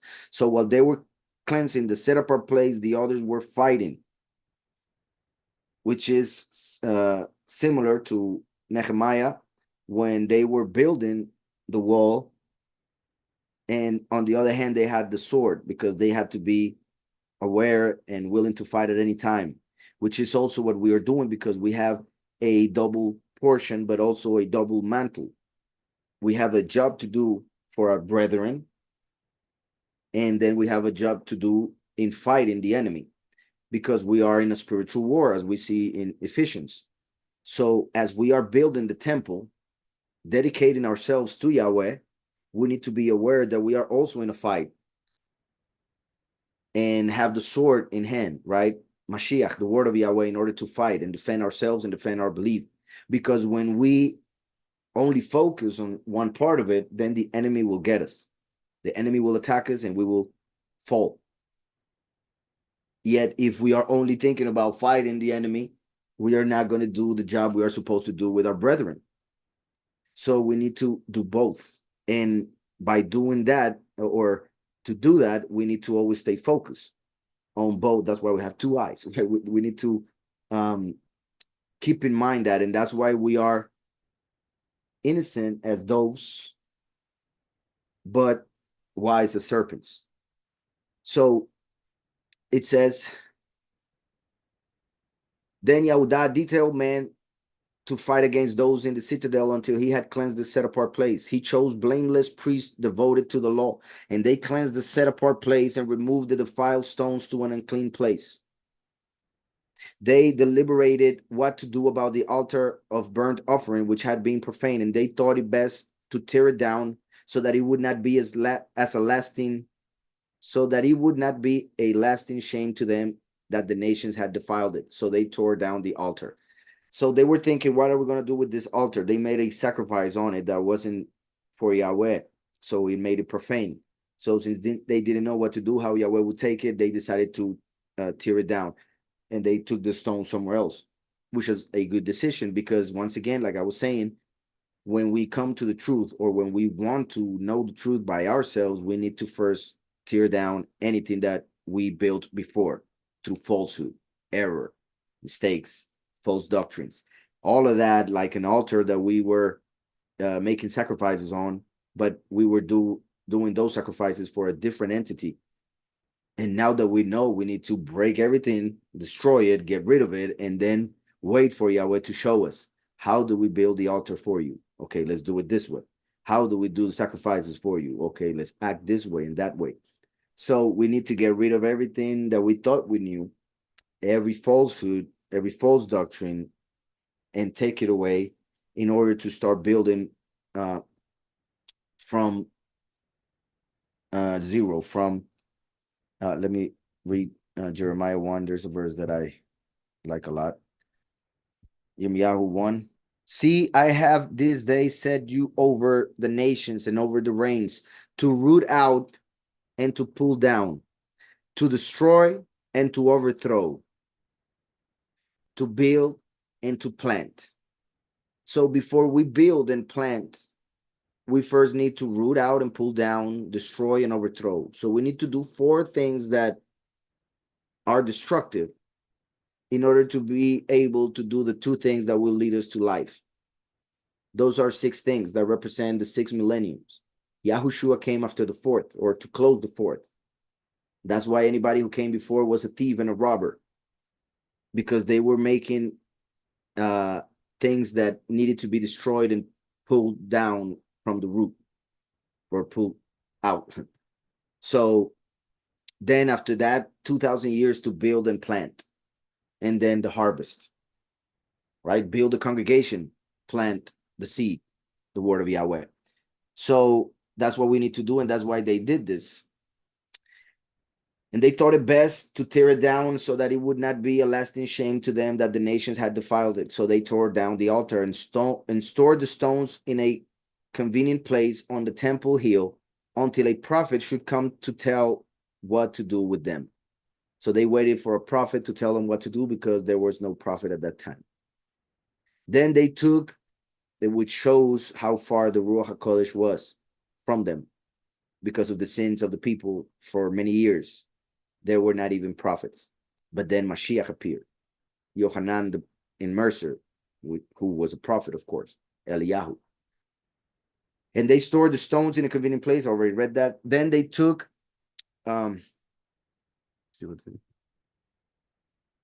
whole unhewn stones, as the law directs, and built a new altar like the former one. They also rebuilt the set apart place and the interior of the temple, and dedicated it and dedicated the courts. So they fixed everything up. They cleansed the temple on the 25th, meaning tomorrow. So tomorrow, let's clean our hearts. Let's clean all of our being, all of our minds, all of our thoughts, all of our words, all of our deeds. And not just tomorrow, from tomorrow on. Let's rededicate ourselves. Yeah, from now on, from this moment. But you know what I mean. Let's rededicate ourselves to Yahweh. Because it is a perfect time, right? It's the perfect time to rededicate ourselves to Yahweh, to his work, to his ministry, or the ministry that he has given us. So it is an important time for that. And since it already happened, that means it is a time in which Yahweh helps with that. It is a time, that's why this is the month of triumph, the 9th of overcoming. So we need to overcome in Mashiach. And let's remember that when we wake up tomorrow, let's make a great prayer, not necessarily long, but great prayer to Yahweh with what we have in our mind and our heart in order to rededicate ourselves to him. So it says, they made new set apart vessels and brought the lampstand, right? The menorah, the altar of incense, which represents prayer and good deeds, and the table into the temple. The table is like the heart. Then they offer incense on the altar and lit the lamps on the lampstand, and this gave light in the temple. So they were able to light the lampstand in the temple, the menorah. Light finally re-entered the temple. So let's pray tomorrow for Yahushua to enter us and give us more light, to grow whatever light we may have within, to make it brighter, to shine brighter, to reach farther. Also, let me see how much. Okay. There are a lot of people already mentioned this that are against celebrating Hanukkah. A lot of people are just against everything, right? There's always somebody against something, and that's pretty much the enemy.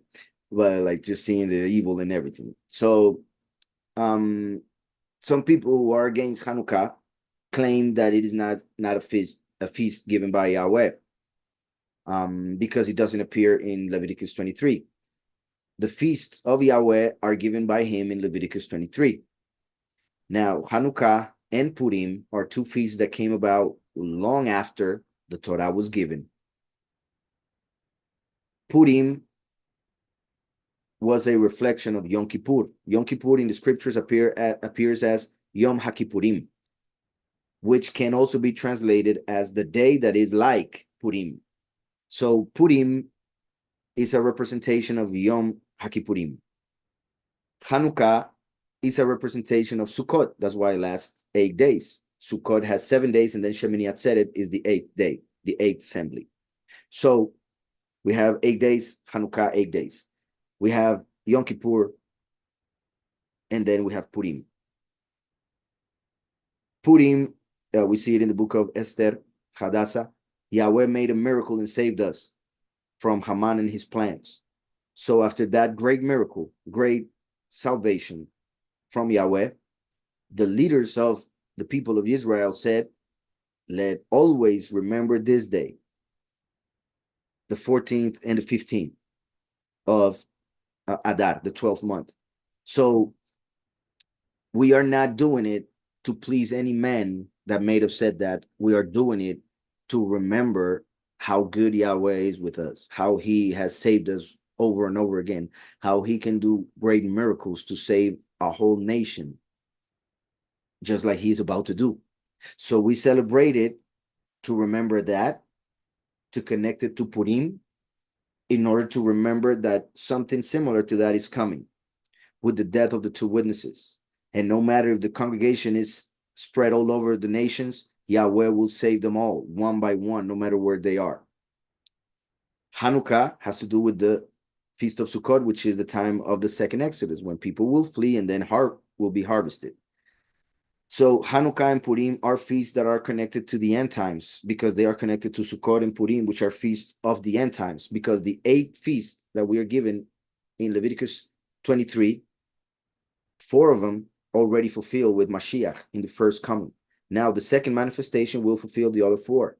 So since these other 4 are connected to the 2, Purim and Hanukkah, which will be right here, or here, right here, in the middle, we could say 6 feasts, because it will happen at the end of the 6th millennium, when the Son of Man, who was created on the 6th day, will come, or just as a reflection of these 2, but understanding that all of this, the 4 that are left and the 2 that came about later, are representations of things that will happen in the end times. So they are important. Another thing is that Yahweh, and you might remind me of this next week when we continue, Yahweh gave signs or hints that there would be a feast of lights like Hanukkah afterwards, because in Leviticus 23 we see the 8 feasts, and when you continue reading and you start Leviticus 24, the first thing that Yahweh starts to explain is how to light the menorah. And since we read here, they brought the lampstand, and then it says, and they offer incense on the altar and lit the lamps on the lampstand, giving light to the menorah on Hanukkah is what normally is done to represent that moment when this happened. Now there is said that there was a miracle that happened on that day, and that's the supposed miracle that they take in account, and they talk about on the feast. Obviously, Yahweh saved us from the enemy, but also helped us to destroy the enemy. So the idea is that we shouldn't necessarily celebrate the killing of our enemy, but celebrate the fact that we were able to cleanse the temple and dedicate the temple back to Yahweh and fill it with light. So that's what we celebrate. Just like we were able to cleanse our beings of sin through Mashiach, who is the light. So when the light, Mashiach, comes into us, then we are cleansed. So we can dedicate ourselves to Yahweh and therefore defeat the enemy. So that is what we need to remember. And that's why there's a connection to lighting the lampstand, the menorah. And interestingly enough, that is what's next right after the feasts of Leviticus 23. And then we also get an idea of it from Haggai, the prophet Haggai. Haggai means my feast. And he gives 2 chapters. And the second chapter is, the second half is completely connected to Hanukkah. It's a word given on the 24th of the 9th month. The day, like today, actually, a day like today. I should read it just because of that. Yeah, I'll just read it just because of that. Have patience, you know me. We'll finish. Haggai means my feast. Chapter 2.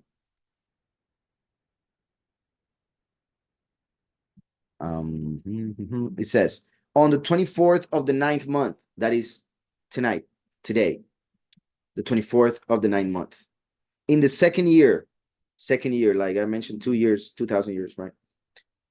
Of Darius or Darius, the word of Yahweh came unto Haggai, my feast, the prophet. So just the name makes reference to a feast. Not only Hanukkah, just in case, because he speaks more before that. But my feast, the 24th, he gives a message to put something in practice the next day. The next day would be Hanukkah, the 25th of the 9th month, which interestingly enough, it is said that that is the day when Moshe Betzalel finished the Mishkan, the tabernacle. They finished the Mishkan on the 25th of the 9th month, day like tomorrow. But Yahweh told them, don't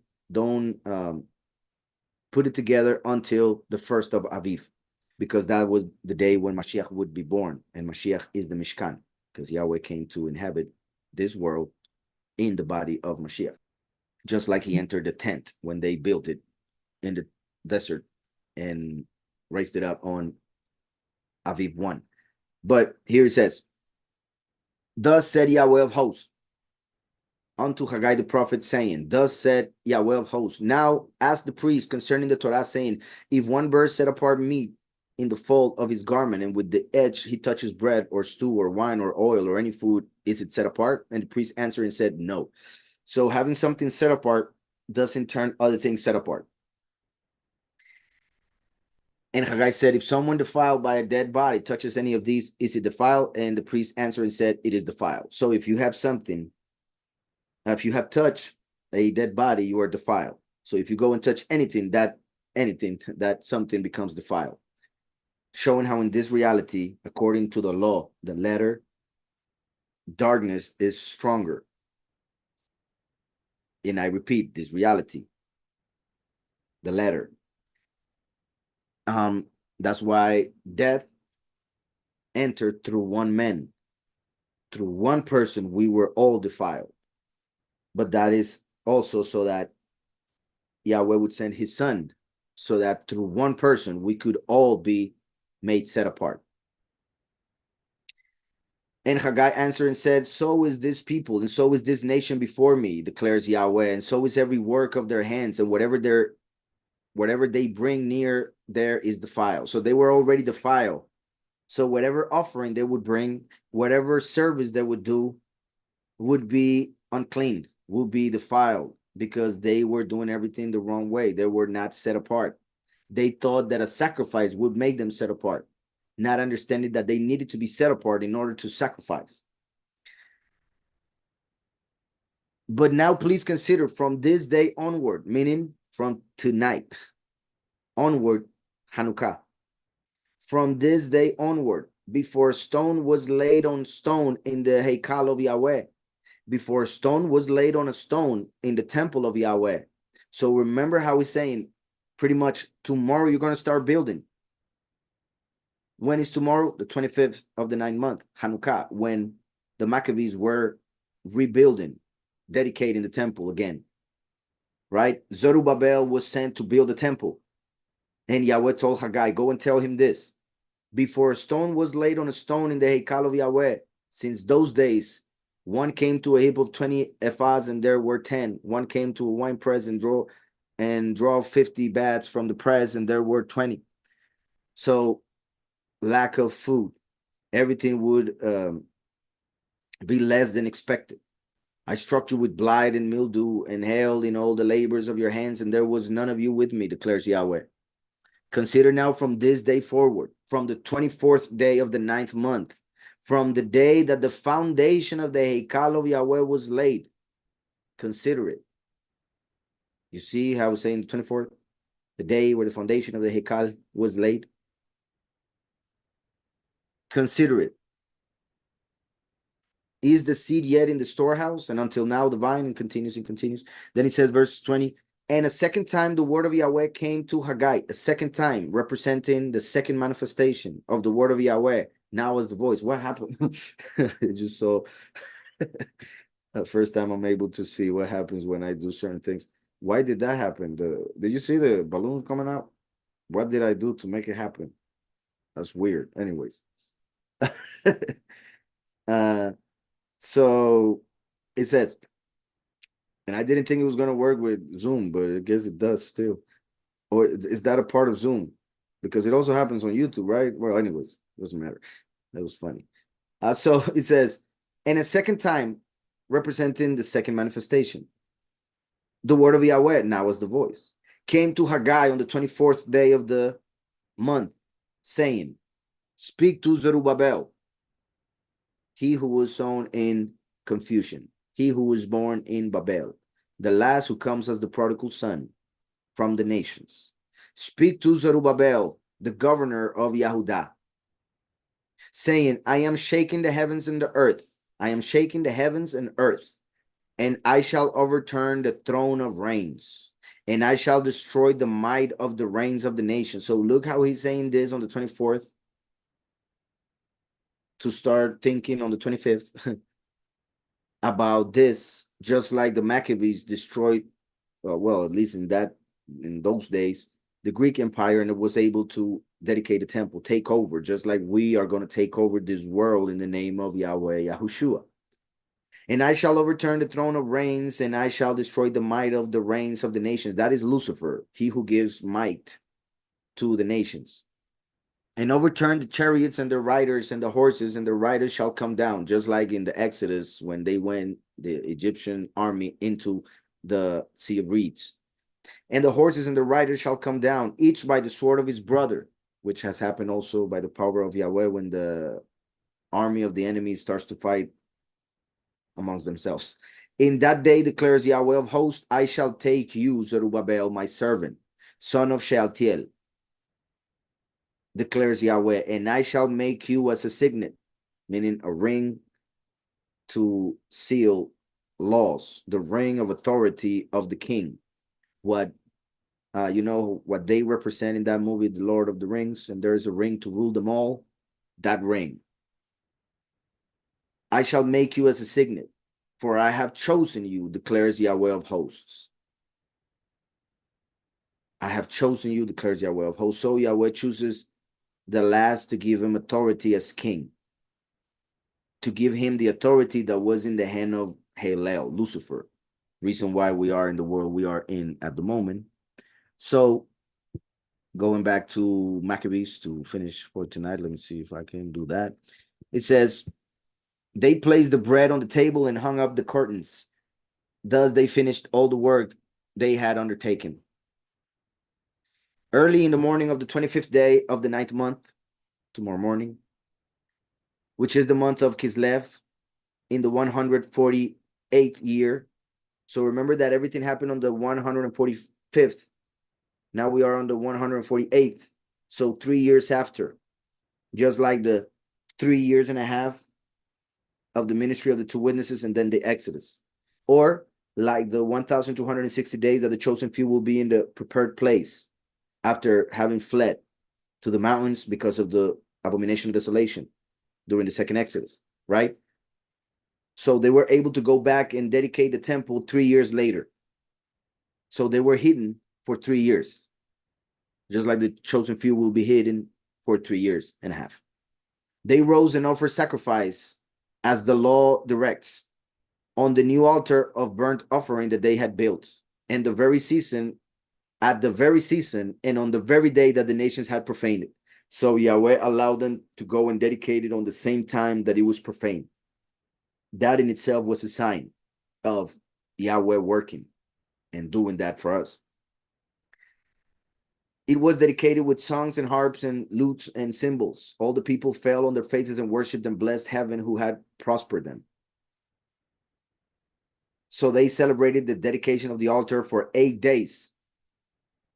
And we will see next week why 8 days and all of that. Also, what I was saying, the two witnesses will preach for 3.5 years. The first half of those 3.5 years will begin slowly or seem slowly, like when the sun comes up in the morning and you haven't seen the sun, but the light already is shining. So that will be the first 6 months, and then 3 years of ministry. So those 3 years of ministry represented by those 3 years, in the sense that once the two witnesses die and resurrect, the chosen few are, they flee to the mountains, but they are taken up. And we see in Revelation 15 that they are above the firmament and they sing the song of Moshe and the Lamb. Like here, they are singing with songs and harps and lutes and cymbals. They sing the song of the Lamb and Moshe over the firmament. And then the temple is open, inaugurated, just like it was being here dedicated. So they celebrated the dedication of the altar. So they celebrated Hanukkah. They celebrated the Hanukkah of the Mizbech, of the altar, for 8 days, because they represent Sukkot, which is 7, and Shemini Atzeret, which is 1. 8 days, which also represent a new beginning. So they were dedicating the temple to start a new beginning. 8 days, that's why the 8th day is the first day of the next week. So it's a new beginning, the beginning of the new week. So they celebrated the dedication of the altar for 8 days, beginning tomorrow.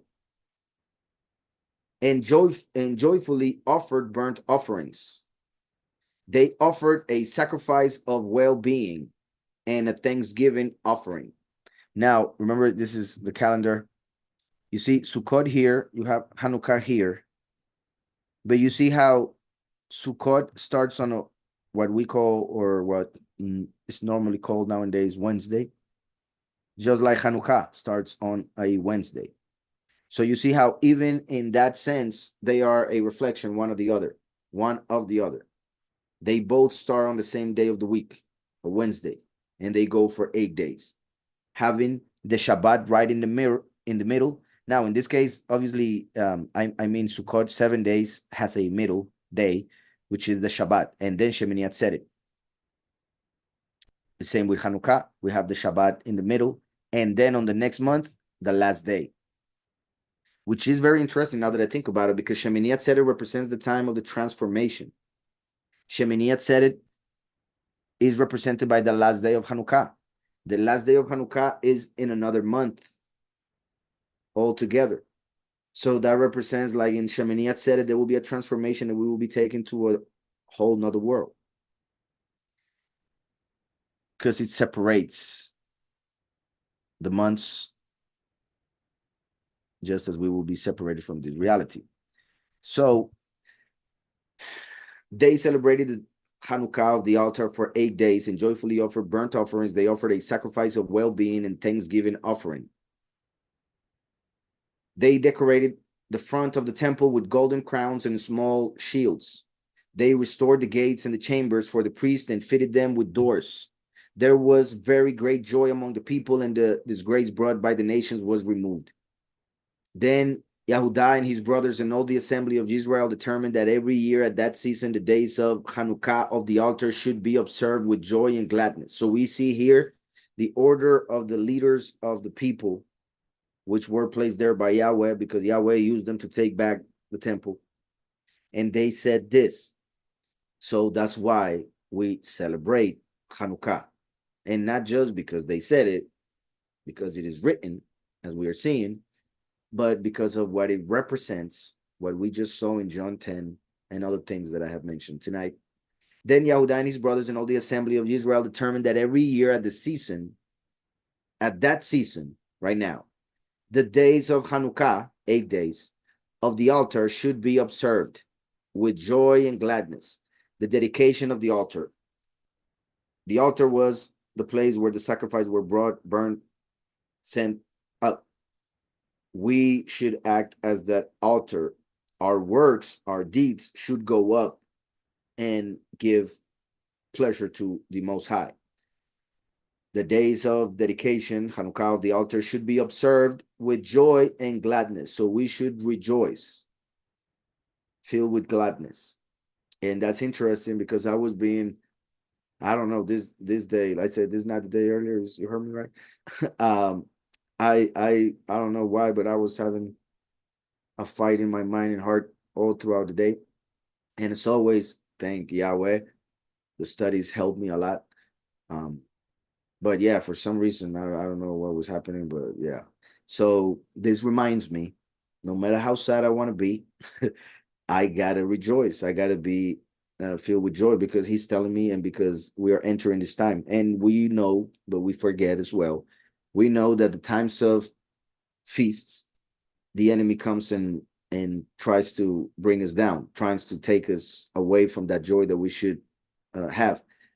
And we are always tested on the feasts, and it's something that always happens, but we or sometimes tend to forget, like I kind of was today. So thankfully, the altar should be observed with joy and gladness for 8 days. Well, the dedication of the altar, beginning with the 25th day of the month of Kislev, which is tomorrow. Beginning with the 25th day of the month of Kislev.